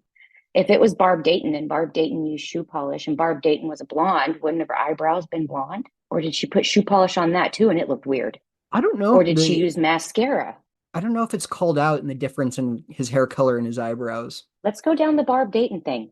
I love the fact that Barb Dayton is a suspect because dang it, ain't nobody. If what was the couple's name that wrote the book? The Foremans, Ron and Pat. If they didn't know, well, when they were looking at for DB Cooper, you know, mom and pop FBI agent in small town America over here doesn't know. They're not looking for a woman. They have no idea. So I love the Barb Dayton aspect. I want DB Cooper to be Barb Dayton. I want it to be it. But I can't shove that puzzle piece in yet because I've got questions. Barb Dayton had her sex change operation in 1969, yes? Or 1968? I believe it was 1969. Okay, in 1969, they did, in the 1960s, they started implementing breast implants for women. I went down this rabbit hole too, trust me. My research is vast and yes, it's bad, but they had breast implants. Did Barb Dayton, when she had her body changes done, does anybody know if she had implants put in? I don't know that off the top of my head. I know it's really awkward to talk about, and I'm not trying to make anybody feel uncomfortable, but this is important and I'm getting somewhere with it. Now, as a woman, when I sit next to a man that has larger pecs, I notice them, right? What is there that isn't normally there? Or, you know what I mean? That kind of thing. You know, sometimes as people, we look for Jesus in the toast, right? We got to make sure everything's right. Tina sat next to that man for how long? She would have noticed if he had boobs. Yeah. So if Barb Dayton had the sex change in 69 and had breast implants done at that point, Tina would have noticed. So for me, terribly enough, that would mean that Barb Dayton is out. But if Barb Dayton didn't have the surgery done because something wasn't right and it took her a while to heal and she couldn't have the breast augmentation done, a lot of women who have to have mastectomies will have them done. And then after their body heals, in their bra, they will wear a like foam cup or like, you know, something that makes it look like we still have breasts. If she did not have the breast implant surgery done and she was using the bra, she very well could have been DB Cooper. But do you think that Barb is Clara? She could be. Honestly, I don't want to say yes or no because I haven't read the book. I did listen to your podcast about it. So I do have information on that part. I do think that his writings and the way he compared stuff, that's important, right? Like it may not be the biggest amount that somebody else said that she couldn't have been because he didn't have enough information, blah, blah, blah, but she could have been. And Barb was in a dark place, right?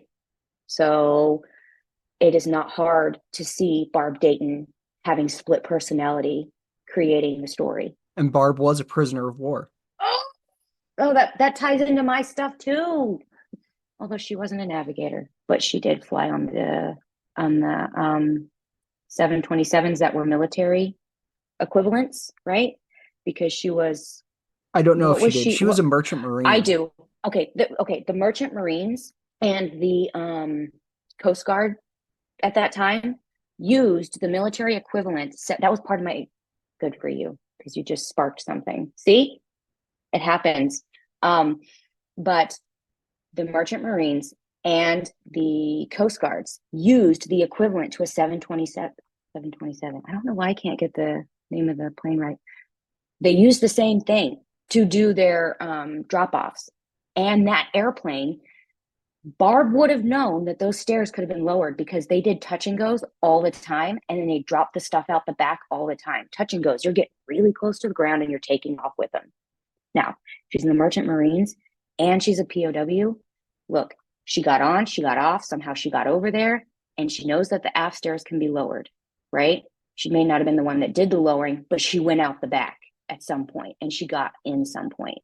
So I did find that information out. So that ties into the fact that she very well could be Cooper as well. There's another link to her that she would have been associated with those airplanes. And that might have been why she specifically asked, or he at that, whatever his role was choosing to play at that point, asked if that was the same airplane. Is this flight a Boeing 727? So you like Barb as a suspect? I love Barb.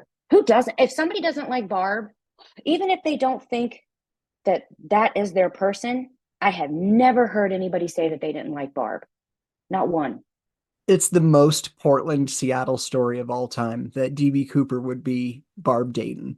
I've never spent time in that area, but I'm telling you right now, I think Barb and the Foremans, I don't know if Barb has touched us in a way that has impacted all of us a certain way because of the Foremans and how beautiful they are as human beings, right? Even their daughter.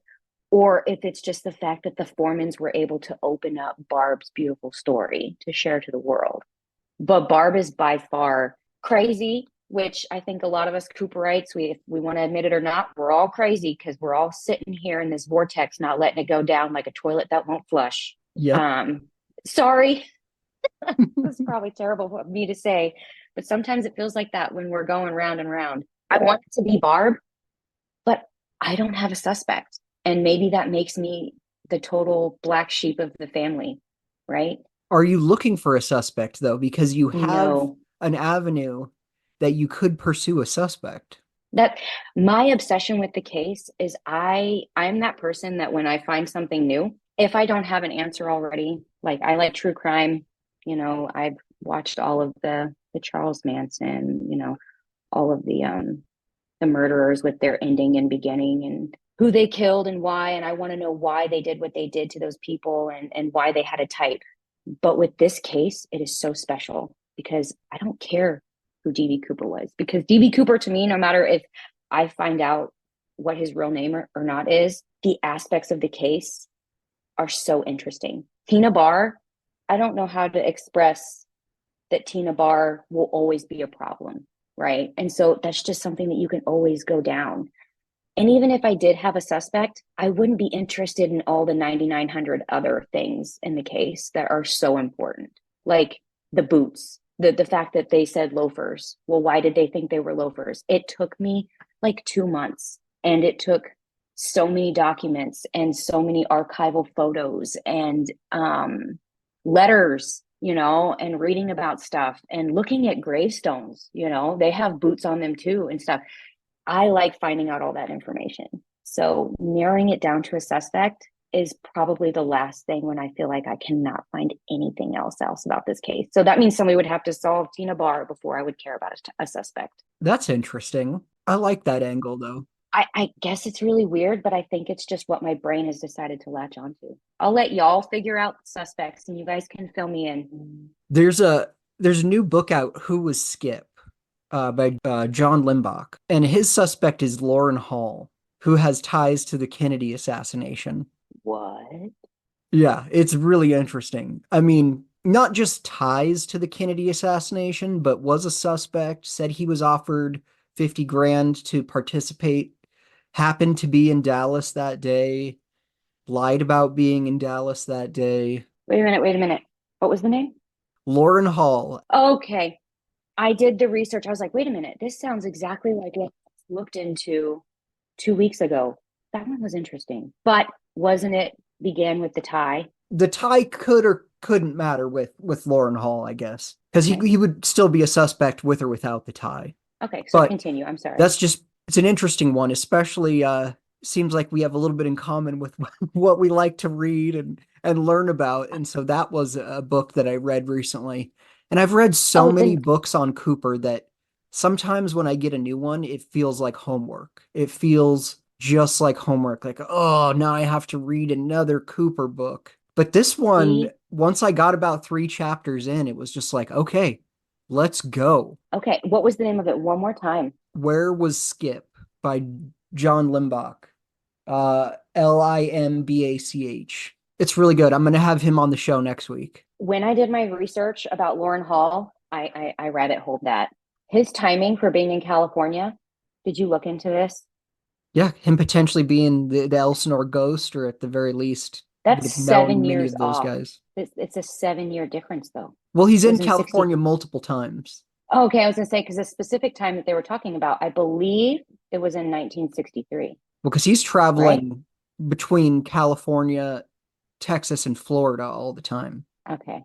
But I'd recommend you check it out. It's a pretty good book. I will definitely check it out.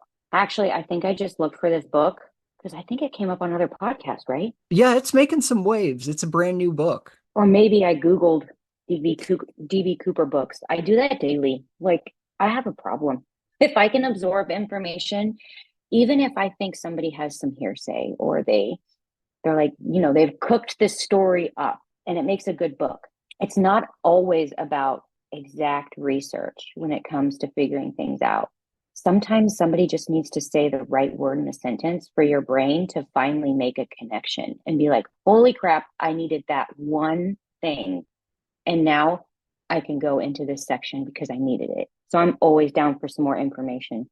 But you don't participate in any of the forums or groups or the Facebook? No, I don't. I'm so sorry. I tend to stay away because once I started doing my own research, I've always been that person where when I'm doing my own research, I I don't go to social media. And I'm not saying that anybody on those forums do this. I'm just explaining why I don't generally like to go to social media to find my information because I want to find out the truth as far as I can from peer reviewed articles, from government information, FBI files, redactions that are in the CIA released files, anything that I can get my hands on from the DoD libraries and such. So as soon as I can get that information for myself, I'm good. And I'm afraid that if I just start taking everybody at face value on the internet, then for me, it's not as fun.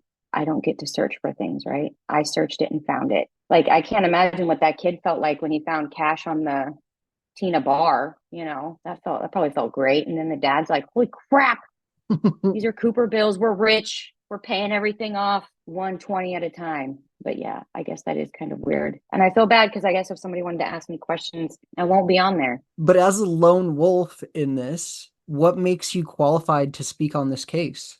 Well, I mean, I have watched a few Murder, She Wrote episodes and I've played Clue about twice. So I think I've got this figured out. No, really, that's why I thought, I don't know, maybe I shouldn't have emailed you about being on the podcast because I'm not as qualified as a lot of the people that you've had on here. Doctors, people have, they've written books, they're published, they've spent their life about a certain thing and they can give you like an opinion. The guy that had the money information, the mathematician, you've got people who were the EOD, somebody specialized. Didn't you have somebody who did, even the Foremans, like they knew Barb, right? Like there was a hard connection. I'm not anybody special. I just happen to be somebody who is neurodivergent and has chosen to obsessively and compulsively do research on this topic and not to debunk anybody's theories because we all have different theories and there's not enough hard physical evidence in this case to make anybody feel terrible about their opinions on this case, unless you think that it's the Zodiac Killer. No, I'm just kidding. I'm just kidding. I'm just kidding. I'm kidding. Maybe it is. Who knows? Maybe I'm wrong. But like I said, I don't think I'm actually qualified to talk on this. But I do have some research and I have enough research that if I keep at it, and I will, maybe someday I'll write a book and it won't be about a suspect. It'll be about, and hopefully they don't figure out this case before I can put this out because then this won't matter, right? They'll have all the information. They'll know where everything came from. I think anyone that can talk about the case knowledgeably for 90 minutes is qualified to speak on the case. It's interesting having talked to, people with advanced degrees or people that were in the FBI or people that have achieved crazy levels of success. And you also have people in this case that haven't. I don't have a doctorate in anything. I don't have any sort of area of expertise where I can contribute my knowledge to this case in any way, shape, or form. It's interesting, this group of people that's doing this. We are the mutt. We become such a mutt because it doesn't, and that's what makes the case beautiful too when it comes to everybody coming together. Probably should be on the forum, but how beautiful is it that there are no classes in the DB Cooper case. Nobody cares if you're a published, beautiful, fluent author or a mathematician or somebody like me who's a plain Jane, that we can all come to the table and learn from each other and not sit there and put somebody else down because they think that they're not smart enough. That's what makes this case special. That's what makes the community special, because everybody is willing to listen to somebody else, because you never know what's going to be that one factor that'll solve the case. There are going to be people that are screaming at the radio right now because because you don't participate in the forums and whatnot, you obviously have a little bit of a rose-colored view. Well, sorry, y'all. But I'm not sorry enough to join the group. I mean, maybe someday I'll go to CooperCon and not tell anybody who I am and walk around and speak a different language, and nobody will know it's me, and I can be Cooper 2.0. Do you think Richard McCoy is a decent suspect for Cooper? No. But I can see where people can latch onto him. I have my notes. Sorry. I have all my research in front of me. So we don't need to go over the whole McCoy story or anything, but I do want to ask you, because it's not my theory, but I think it's super interesting. If you were shown a picture of McCoy and another suspect we know, whether it's McCoy and Braden, McCoy and Gossett, here's a picture of McCoy and Lauren Hall, that would be so wild. And one of the reasons people gravitate towards McCoy, in my opinion, is that his hijacking is so similar. And there's also the potential that he improved on a few things that Cooper did. But of course, McCoy is a mess. He's not calm, cool, collected. He sort of gives himself away multiple times. He was a flashy dresser.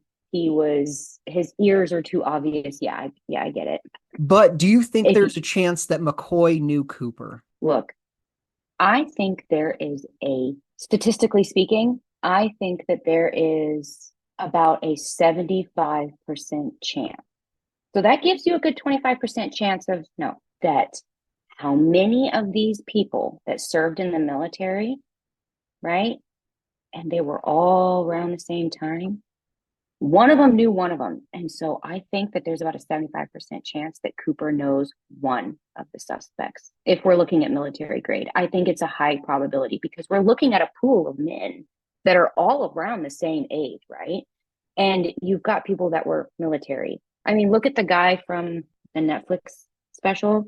And he was like, he figured out that, he did the decoding of some letter, right? And he figured it out because it was, he knew and was in like the same platoon or something, right? Like, it's a small world. The military, as big as it is, it's a small world. Everybody ends up bumping into everybody.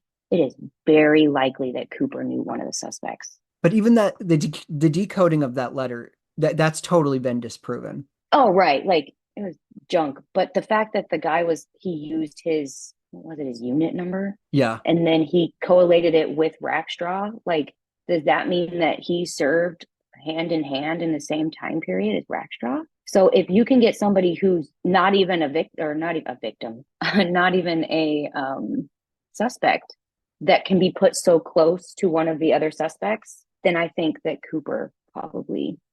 one of these suspects probably did know Cooper. Speaking of that, your famous question, which you didn't word it the same as mine, but I'll let it go this time. No, I'm just kidding.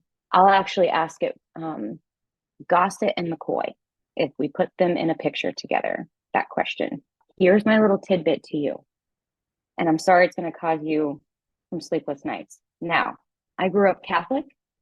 In my Catholic church, I don't know if it was every 5 years, once a year. I don't remember. I was little, and that was not priority to me. Okay. Getting out of church was priority because I was ready for Sunday dinner. We took photos for like a yearbook or a directory every so often, right? Now, Gossett was Mormon, yes? Correct. Okay. And McCoy was Mormon? Also correct. Where did Gossett come from? They're not that close. I want to say McCoy is in Provo, and then Gossett is in Salt Lake, or maybe I got those backwards. Okay. So we have the general consensus of that, right? Right. Yeah. Okay. And so everyone would have been Mormon in 1971 in Utah. So you very well, there could be a Mormon church building 2 miles down the road, and I don't know any of the people that go to that building. No. Okay. So as the Catholic churches made those directories, those photo directories, how hard, and did Mormons do the same thing? They did. Did they have They wouldn't Okay, always be so yearbooks, but there would definitely be like ward every 10 directories. years. It would have been Okay, every so you year. would, okay, perfect. Now, Mormons like to keep records. I love that. How many other Cooper suspects are Mormons? This can be quite helpful. You know Because if what's that fun? means Do you that know the who Cooper Clyde Lewis suspect, is? He's a radio host. He's probably wait, one wait, of did you those. have him on one of the podcasts? No, I haven't had him on. He said he would do the show once, but then never got back to me. Oh, But okay. he's probably like Pacific Northwest famous, his show. But I spoke to him once and I remember him telling me, like, he looked me in the eyes and he was like, there's a Mormon connection to this DB Cooper thing. I just know it. You know, let's put it this way. You said Mormons document everything, right? They keep their files. Oh yeah. Keep records of Okay, everything. listen, Individual Mormons are encouraged to journal. are you ready for this? Yeah, I'm ready. Now, I'm sure you've thought about it, but this is a light bulb moment for me, okay? I'm a baby in this situation. I haven't been around as long as y'all have. Cooper kept everything that meant anything to him. He kept the matchbook that he doodled on, right? He was keeping trash. Is that a Mormon trait? Is that because he grew up Mormon Not and it's really. been engraved in him? You don't think so? That keeping stuff like that? Because I know in the military that would have been something he would have needed to do, especially if he was in an area like a POW that needs to keep all your stuff together. You got to hide things. So if you've got a background as a Mormon that you need to keep files, you need to keep things tidy, you need to not lose stuff, and then you have the military putting gasoline on a fire and encouraging the same behavior, it is going to make it to where this is why Cooper got away, because he was so meticulous. And it was so easy for him to continue to be so meticulous because it had been ingrained in him for a long time. Well said. I'm sorry, but when you said that, I was like, light bulb. But see, now I'm going to spend 5 days, maybe 2, depending on how fast I can type, going through all the suspects and being like, who's Mormon? Where are you? But what happens if McCoy and Gossett, even though they're from different churches and they keep records, right? Churches communicate, okay? Not everybody communicates, but the churches themselves within sectors will communicate. Oh, How absolutely. high up was Gossett and McCoy's family? You know, if they were higher up in the chain, they would have communicated with another one. You know, different levels within the community will cross-reference. I'm wondering if it would be super easy to get a hold of those, especially if you are Mormon and somehow can have access to that information. Puzzle piece right there. And then you can solve your case because Gossett and McCoy were in a picture together because it was Sunday and they were having dinner and they were writing on their napkins together and I somebody would took a photo. kill to see that picture. I would do anything to see that. I don't know why I spent so long thinking about that question the other day because I was listening to one of the newer podcasts you had. I think it was a while anyway.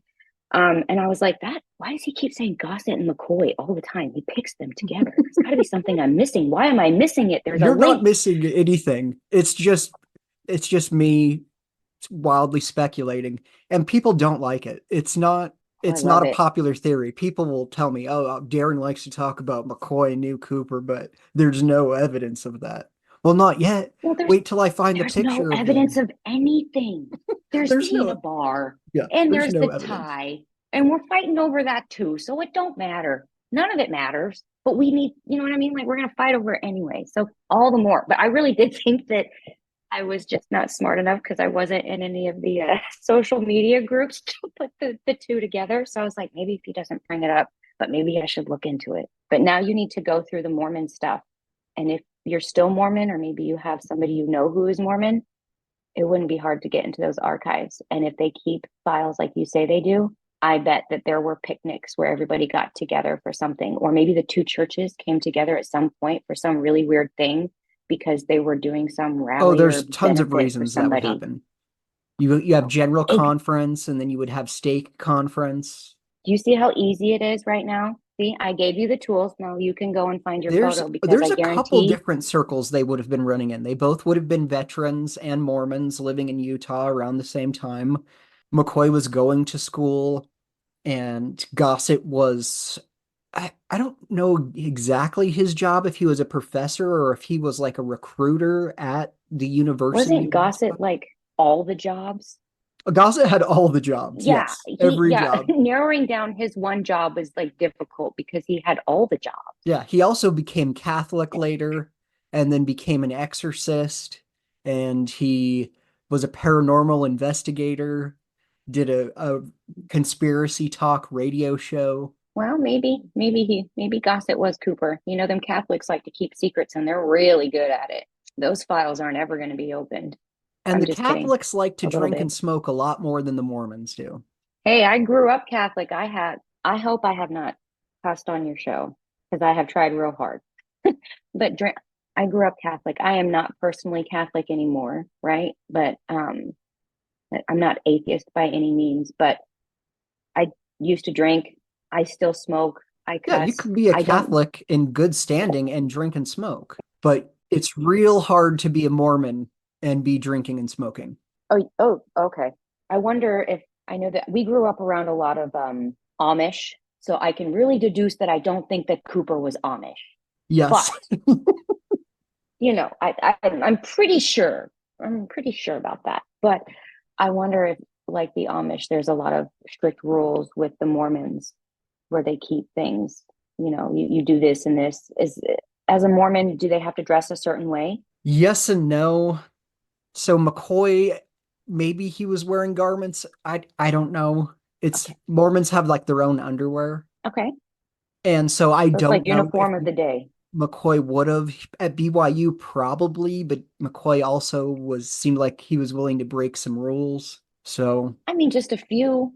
but He only broke a there's no few. evidence McCoy smoked. I mean, maybe he smoked when he was in Vietnam, but I don't see Okay. any evidence of Let's him smoking in the States. okay, let's do I'm going to advocate for McCoy for a minute. Like I said, I have no suspect that I care about one way or another other than Barb. I just love her. When I have smoked and then quit and then smoked and then quit, which so like I would smoke for like 3 or 4 years and then quit for 2, right? Mhm. Now, Yep. if McCoy hadn't smoked in like 1, 2, 3 years, around the 2 year mark, for me, everybody's different. Their bodies are different. So I don't know. So don't come after Darren on this, but it's come after me. But you won't find me. I can pick a cigarette back up after 2 years and not hack my brains out and feel sick. Can I smoke 8 and pick it up like it was nothing? No. But I could probably get darn close. And if my adrenaline's running, your body can take a lot of punishment when your adrenaline's running. If his adrenaline was going, not only would it cause your eyes to be darker, so Flo and anybody else who's seen him before that said his eyes was one color, but somebody said they were another, if your adrenaline's going, that makes your eyes a different color. It makes your pupils dilate. I don't have a degree in science. I'm not a doctor, but I did work in nursing for a long time. And I do love learning about the body and stuff. So that was another thing that I did research on. That could be why people are saying, well, Cooper's eyes was this color, but it was this color. Well, it was only because he had his glasses off for this.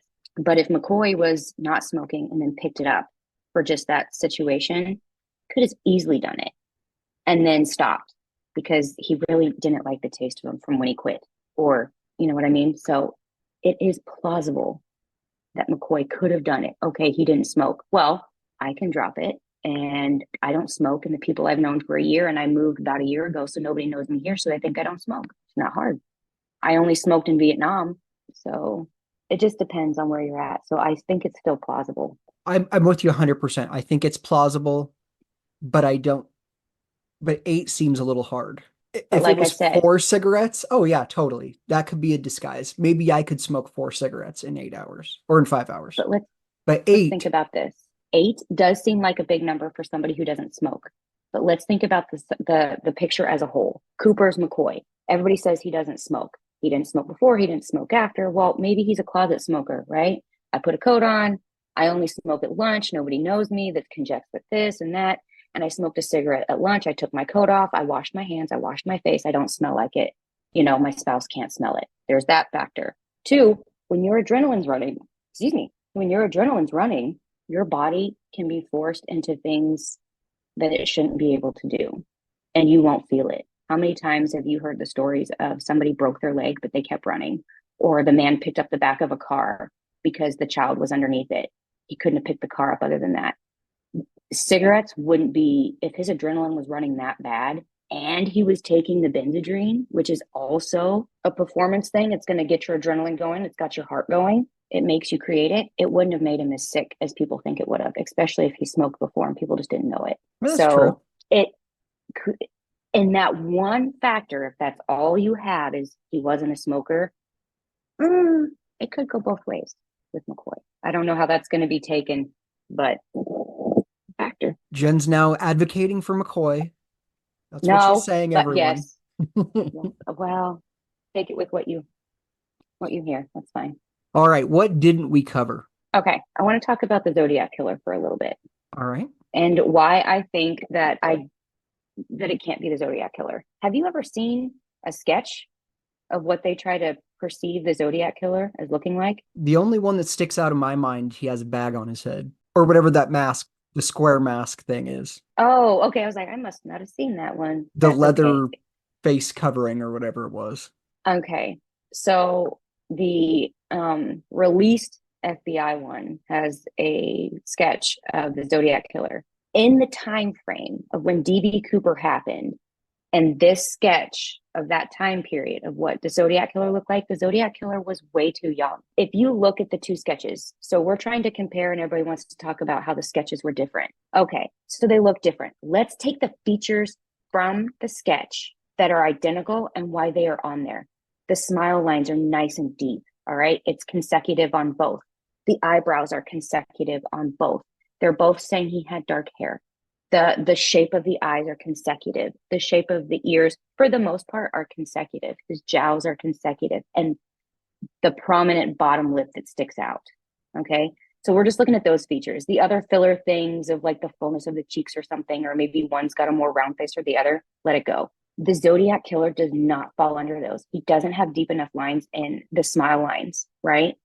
So one, that would tell you that when men age, if you look at demographically, when men age, the lines get darker in there. That's a genetic thing. Women get it too. He wouldn't have been the right age. The smile lines themselves will tell the age and that the Zodiac wasn't old enough. The types of crimes are completely different. The Zodiac Killer killed people and didn't rob them. Cooper robbed an airline and didn't hurt anyone. Oh, that makes good sense.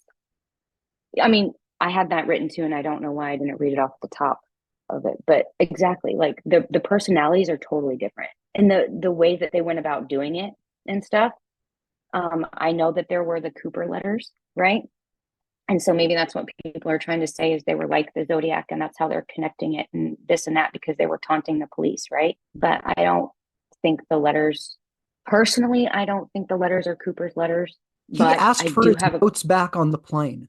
Why would he ask for his notes back and then go home and write down a letter and then mail it to the Oregonian? I couldn't have said it better myself. Here's another question. If those letters were really his, do they still have the letters in their possession? And have they done a DNA swab from licking the letters and like touching the letters and the glue and everything that's on them and fingerprinting them? They still have the letters, I assume. And I also assume they've done no research into any of them. Probably because they didn't think they were real. But and I don't know why, but it seems like an impossible task to get anything checked for DNA. I mean, I understand, envelopes, you have to lick them, right? And so the adhesive may mess with the DNA. I get that. But when you lick the letter, you're going all the way across the top of it, which is forcing your spitula to go over to the top, right? The adhesive isn't moving yet because your spit's what's activating the gluten it's activating the glue. So pushing it over to the top, you're not pulling that with it. So, I mean, they could have easily swabbed it for DNA. Why they didn't, maybe it's because Cooper didn't hurt anybody. And the people that he did hurt, they never pushed for repayment. If Tina would have been like, I messed up my whole life and now I keep getting people asking me questions and they won't leave me alone and I want money paid for this. That insurance company, look, insurance companies have the best lawyers ever. If they really, really, really wanted to figure out who Cooper was, the insurance companies would have figured it out, right? But I think it's because nobody pushed for any sort of like repayment. There was nobody to console. There was nobody who needed help. Or so justice. Whatever. Yeah, exactly. Justice. Help probably wasn't the best word, but justice is correct. because there was no push for justice, and everybody was like, yeah, I think we're good. Tina went and hung out with the nuns for a little bit and got some mental clarity. But, you know, I think that's why they don't push to look into much else on the other stuff. I was going to ask you a question. The placard, and we all know that Cooper asked about the aft stairs. Tina's like, hey, tie me to this chair over here. I'm going to fly out and I'm scared. And he's like, nah, just go. I've got it. I'll figure it out.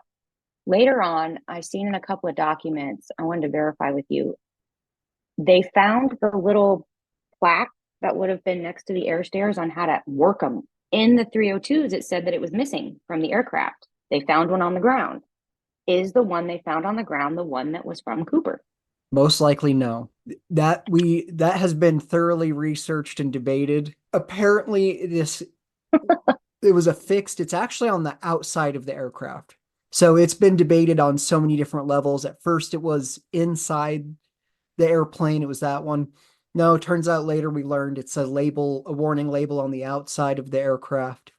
And we learned from mechanics in that time period that those famously would fly off and disappear. Oh, yeah. If they're just gluing it onto the outside of the airplane, that makes total sense. Stuff's gonna crap out. And so all right. It's right under a well-traveled route in the sky. So it could have come from literally thousands of different planes. This is just another reason why I really think Cooper took time to figure this out. He chose one of the most traveled paths. He said, take me to what, Mexico? Well, yep. That's such a broad thing. Look how many states you're going over. You're, you know, even if he said a specific location, which I think he did. He said, what was the little tiny weird town he mentioned? Well, first it's Mexico City, and then the weird towns are the refueling stops. One he mentions Yuma. Right. Yeah, okay. Now, why would he know about Yuma? Well, he did his research too. One, he did his research. Two, why would you do research like that? Why would you need to know that stuff? The navigator. The navigator would be the one that would know that the plane can go from this place to this place and get to here.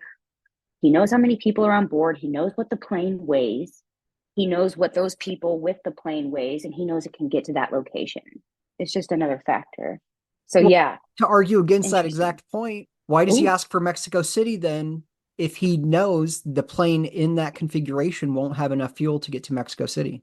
Have you ever met somebody who you know that the second you say something to them, they're going to go run and tell somebody else? Yes. Okay. So when you speak with them, you speak with limitation. Okay. Yep. You don't need to know everything. Cooper already knows he's jumping out of the back of the plane. If he's a navigator, he already knows how to time it, do his math, and figure out where he's at the right time of when it takes for him to go up and over and out. Mexico City was just a generalized direction. All right. If he would have said, Yuma, okay, straight shot there. Whoop, they know they're going to send a bunch of people. But if it's Mexico City, it's far enough out, knowing that they're going to have to refuel, and he's not going to be there. So he's telling them just this location. It's a broad, generalized, push it over here type of thing. Right. But enough information to put the plane on Victor 23. Okay, cool. I like that. See, and this is what makes the Cooper case fun, because we can argue about something. We're both learning something, because I had to stop and think about it. Like, why would Cooper do this? They need the WWJD bracelets. All the Coopers need to wear like a "what would Cooper do" bracelet, and then we can identify each other as we walk around. It's a good idea. Somebody can sell that. You can have that, whoever. Will there be enough bracelets that I would ever run into somebody wearing one on the street? No, then we're all going to look like crazy people, because we're all going to be running around looking at people's wrists. We would meet up with each other once we got into jail. Like, what are you in for? I was checking for bracelets. I'm sorry. No, me too. See? Yeah. But okay. Sorry, we got off topic. There was some other things that I wanted to ask you. I had some questions. The placard. We didn't talk about that. I wanted to ask you a question about that. Like I said, I'm a newbie, but the placard, they said it wasn't uncommon for them to fly off, right? Right. But they found one. What was it that they were using to try to identify that it was actually from that? It's the only reason it became, hey, this came from Cooper's plane, is that it was found by hunters in the year after the hijacking. So I'm assuming the hunters, their first thought was, oh, this only could have come from Cooper's plane. Because it was And then okay. it's another Well, thing that just gets put in the lore of the Cooper story. And then it just sort of became accepted that, oh, that probably did come off Cooper's plane. And then when we end up really researching it, just like everything else in this, it's just a disappointing, probably not. And it's probably it's not going to tell us anything. it's just another Charlie Brown factor, like the teacher. Want. Yep, makes sense. But you made a good point. Hunters found that. Who found the aft stairs information? If Cooper would have augured into the ground, you don't think somebody would have saw a toe beam sticking up in the air? Even if birds had been eating him, there would have been something. And they're finding all these airplane parts. There was, what was it, that one family found some parachute that they thought was Cooper's and it ended up just being, surplus junk. A few parachutes have been found in that area. Right. You've got people looking for stuff. There's no way he died. Somebody would have found it. He would have been found. Yeah, that's my theory. I'm sticking to it. All right. I know I have a few more for you. Some of these are your questions because I'm on a need to know basis, and the Cooper topic is I need to know. All right. The flight path. I think that what we have is what we have, and it's good enough, right? What flight path is it that you believe in and why? I believe the FBI's official flight path. I see no reason to question it, and at this point in time, even if it's wrong, does it advance the case? No, it doesn't. I don't think the flight path or the drop zone advances the case at all. It's interesting, but I don't think it advances the case. It's been too long. I think if Dr. Edwards' book came out a day or two after the hijacking, it would have been insanely valuable information. But to Oh get yeah. it 50 years later, it's not as valuable. Was he the mathematician? Yeah. Okay. And his book is mostly about the Statistics. weather and the wind blowing this. It's so in-depth and detailed that I can't even describe it. He's talking about the variations in wind speed at different altitudes and then calculating, well, when Cooper would have pulled, it would be this range to this range. And it's very interesting. It's very technical. And if math isn't your jam, then boy, this book is not for you. Now, I'm not good with doing the math, but following along with somebody who is talking about said math and probability factors and whatever, I can keep up. I just pretended to keep up. Yeah. I mean, even if something blows over my head, like when I first started listening to your podcast, and that very first podcast, like 80% was like, woo, right over my head. I was able to go back later once I started figuring things out and the information was still there and I could listen to it again. It made sense. So I hope that if he's listening, what was his name again? Dr. Edwards. If Dr. Edwards is listening, I would love for you to do an audiobook. There may be an audio book on that. I would love it. I wasn't his also the ones that had a very beautiful cover. Yeah. Yeah. I have a question. So we're talking about smoking, and it's funny that I'm asking you this because I am said smoker. Cooper. They said that his fingers were stained, right? Mm-hmm. Which fingers? Do you know for sure? I don't know for sure because it's always debated, is he left-handed or right-handed, but it's just called out that he had tobacco stains on his fingers. Then it couldn't have been McCoy. I'm so sorry. I know that I even fought for McCoy for a whole 5 minutes. But you don't get cigarette stains. You don't get tobacco stains on your fingers from 8 cigarettes one day. No. It's something that comes from poor hygiene and somebody who probably smokes anywhere from a half to a full pack a day. Well, if you're smoking 8 and 5 hours, Because you're knocking on the door of 2 packs a day. no, because I might smoke 8 in 5 hours if I just got really crappy news, right? Because I may have 2 here, whatever.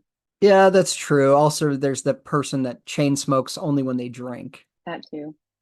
Like sometimes I'll have one after another, but then I won't have too many at work, and then I'll have more when I get home, or I'll have more when I'm, at work. But once I get home, I just want to sit in my chair, like an old person and enjoy my life because it's quiet and not have any at all. So I think it's just a matter of stress, honestly. And Cooper was stressed. So if he only got 8 in, probably half a pack a day, I would suggest. That would be my opinion as a smoker. But I don't have Cooper's lungs because I can't jump out of the back of an airplane. So there's that.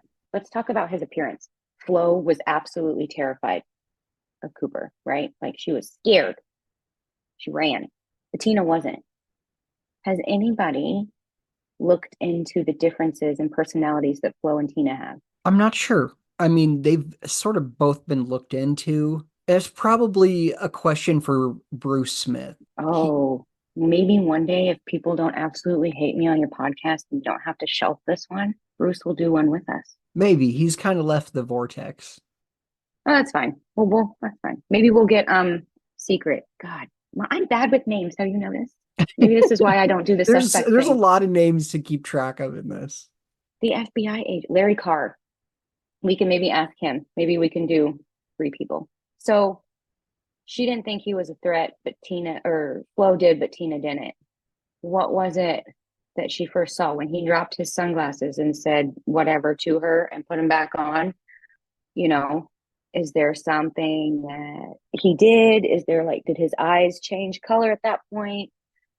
I'm just wondering why one stewardess saw one thing and the other one was completely calm, because Tina didn't take any meds. I don't think anybody ever said she was back there taking shots just to stay calm. So that was a question about them too. Open-ended question, I guess. Cooper, they said he had olive skin. Yeah. Mm-hmm.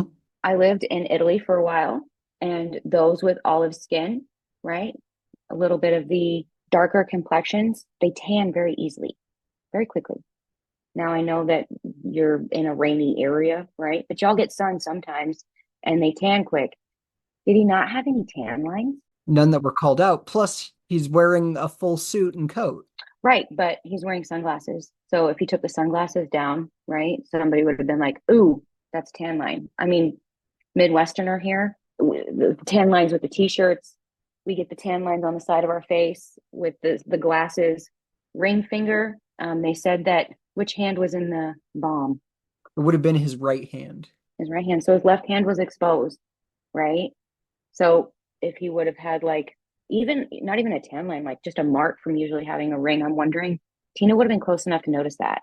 And as a woman, we look at that stuff. I know, and that's the frustrating thing. It's that he's so ordinary that there wasn't anything to call out. She couldn't say, oh, he had a big scar on the side of his nose, or he was missing a finger on one of his hands. He had giant ears that stuck out. There is no distinguishing feature about Cooper. He's average height. He's average weight. He's average looking. Is he average everything and non-distinguishable? Yes. Because he was non-threatening? That's definitely part of it. We perceive things differently when we're threatened. But she would still know, hey, as soon as this is over, they're going to ask me what this guy looked like. So she is taking notes and trying to notice things. That was another question I was going to ask is, aren't they educated on, in this situation, you need to look this man up, down, all of it. Why is it that she was unable? Is it because it wasn't that she's unable? I think it's just he had a tattoo of an eagle on his arm. He was incredibly hairy. He had gauged ears and a nose piercing. There wasn't a feature that really stuck out. If Cooper had gauged ears, boy, would that narrow the suspect pool down. Especially, how many men in their 40s had gauged ears in 1971? There's probably a handful. Like Barb Dayton, right? So, okay, that makes sense. Well, then that also lets you know if Barb Dayton had breast augmentation done, she would have noticed. Yeah, and I always call out the fact that Tina didn't say he was wearing makeup. And I am not good at noticing when someone is wearing makeup. But I bet my life that 22-year-old Tina has worn makeup hundreds of times by then. And is she going to notice in 5 hours if the man sitting next to her is wearing makeup? Absolutely, she would. Oh, yeah. If he's sweating at all, if he's nervous, that's going down. It's sweating down. If it was shoe polish and he was sweating and it was hot in that airplane, don't you think the shoe polish would have run down his face? Yep. So either it's not shoe polish or he is so calm, cool, and collected that he didn't even break a sweat. Probably didn't. I mean, if Cooper is anything like what I think he is, I keep going back to Barb Dayton, but again, if he was a POW, he has seen so much worse. People who viewed the most horrible aspects of what humanity can do to each other from a concentration camp, been dropped on D-Day, went through Bastogne, jumping out of the back of that airplane and holding on to a suitcase ain't scary and wouldn't make somebody like that sweat. So maybe that's why he was so calm and collected. Let me ask you a sexist question, since it seems like you're willing to play around with that a little bit. Yeah, it won't bother me at all. Do you think, hopefully my response doesn't bother somebody. Do you think that because this is such a male dominated game already, that it's unwelcoming to women? No. The only way that it's any way, shape, or form unwelcoming to a woman is if a woman herself is sexist. If that woman has already preconceived notions that men hate women and she's never going to get far enough because she's always put down, then yes, what you said applies. But for somebody who doesn't view the world like that, for somebody who, has no prejudices against any one person or type, there's no reason why this case itself would be looked at that way towards women, and women shouldn't feel that way, right?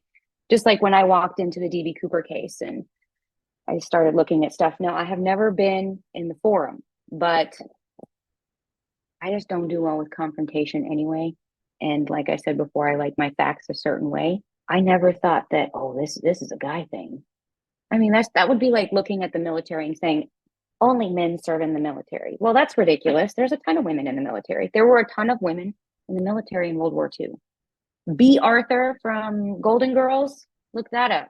Is she really a veteran? Affiliated. Oh my God. I think if I am correct, B. Arthur was some sort of like spy, or she listened to stuff. Like she was some good stuff. She did some really interesting stuff. A lot of women worked in the military. So in answer to your question, the only way something will seem sexist to somebody is if that person themselves is sexist and takes things a certain way. Now, if somebody blatantly says you don't know anything because you're a woman, well, okay, then that person's the one that has the problem. But that's just my opinion. So hopefully that's not too bad. Ooh. Okay, wait. Good one. B. Arthur.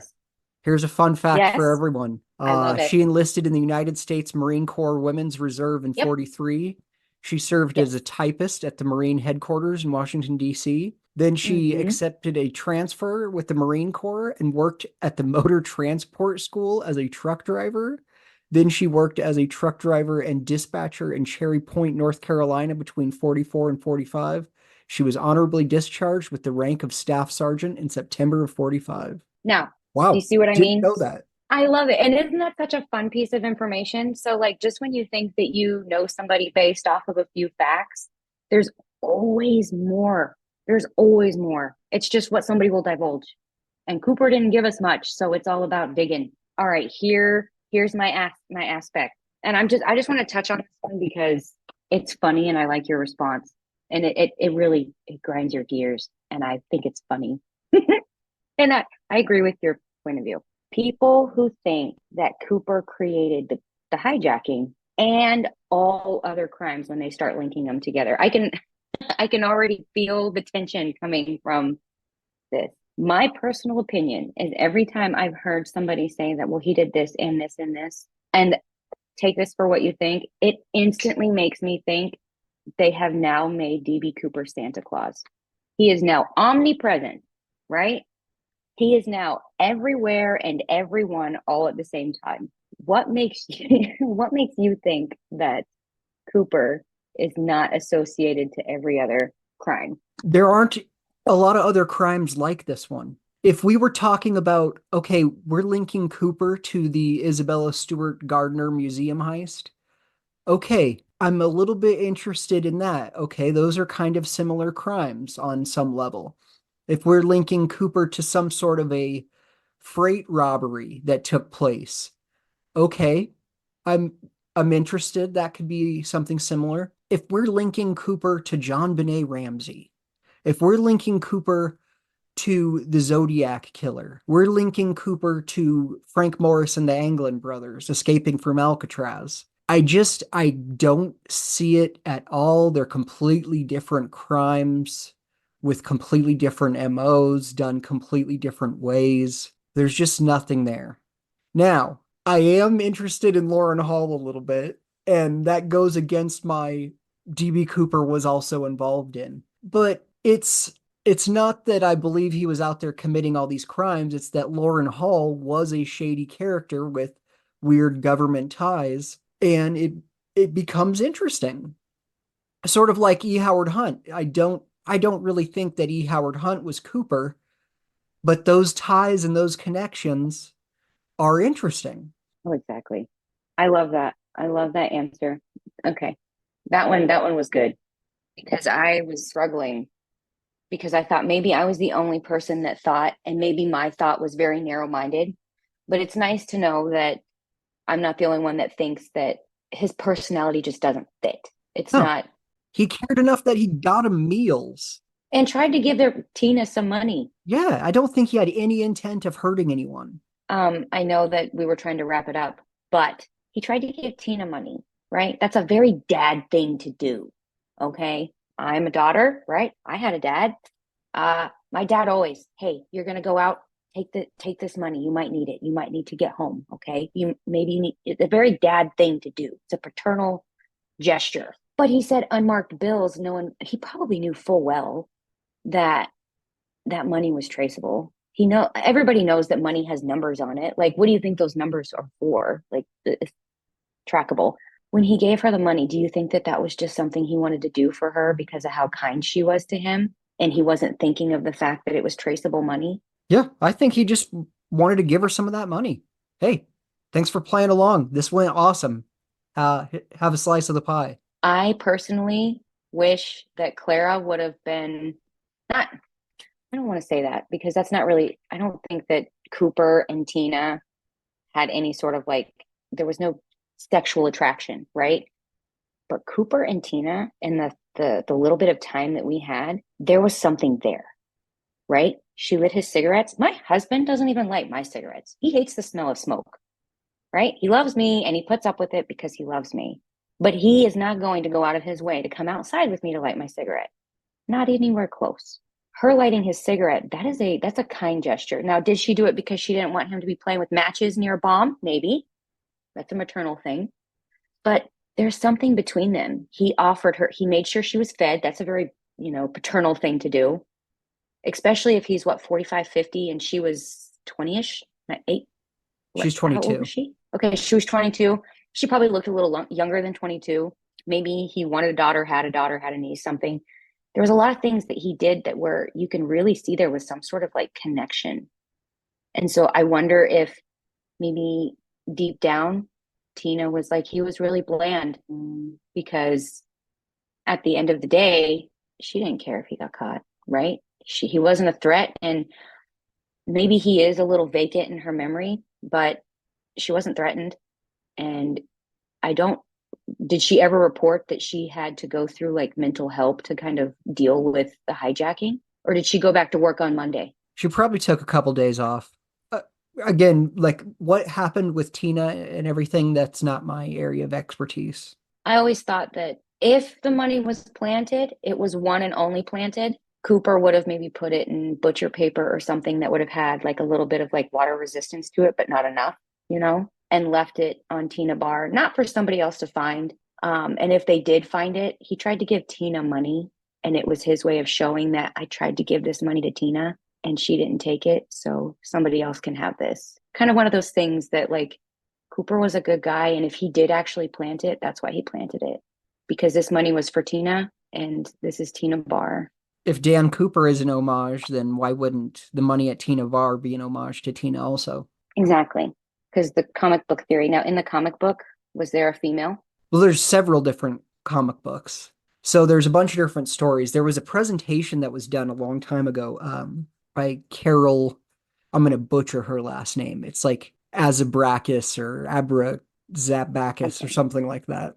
Okay. But she did this presentation on things that happened in different issues of the comic book that are eerily similar to things that happen in the skyjacking. Okay.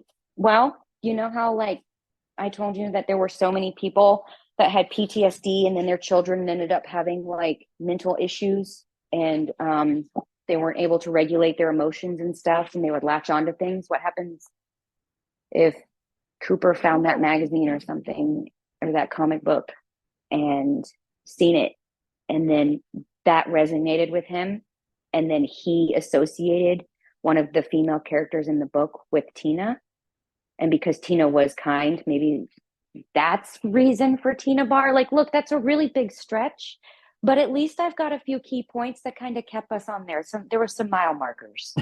You're right. All right, Jen. Well, if somebody wants to reach out to you about your navigator theory or say you're on the right track or maybe want to help out with doing some research, is there somewhere people can find you? I'm going to say no. All I'm right. going to be Cooper 2.0 in this and say that I'm going to walk away and I'll just leave you with this podcast. Just like the tie. Come back for more. All right. Well, maybe we'll get to talk to you again sometime, Jen. All right. I would love to. If you ever want to have me back on or if people want to listen to me rant or have questions again, reach back out. I'd love to. All right. Well, thanks for coming on, Jen. I really appreciate it. All right. Thank you. If you have questions or comments for Jen, too bad. She's not interested in what you have to say. But we are.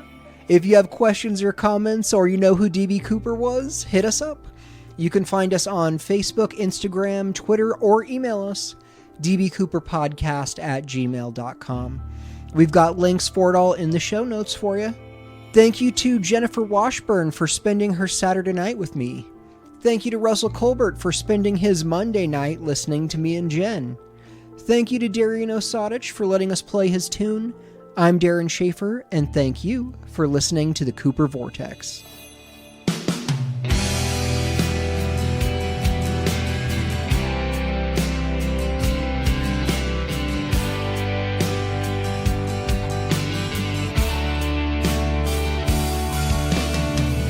Here's a story we all know about a man many years ago. Hijacked a plane, so we were told. Then he jumped into the cold. As a bourbon and a cigarette, he's in the air, the stage is set. Polite and kind, the people say it's time to make his getaway. This is how the story goes about the money and the man. DB Cooper, they call me now. Catch me if you can. Rolled up in his coat-built tie. He's got enough to change his life. Where he landed, no one knows. But from his tale, a legend grows. Was a cold, dark, rainy night. As he walked, he saw light. Held his cash close to his side. Just needs to catch a ride. This is how the story goes about the money and the man. DB Cooper, they call me now. Catch me if you can.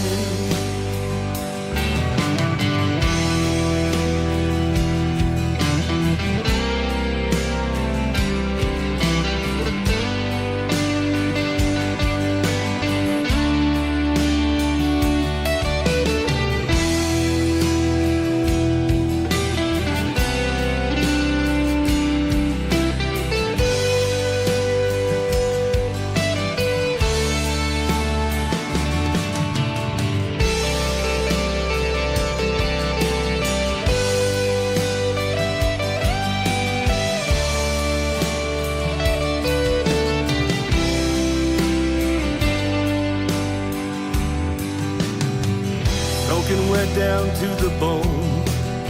Look for a place to use the phone. Little cafe outside of town. He walked in, he just sat down. Met a man with a cowboy hat. told a friend right where he's at.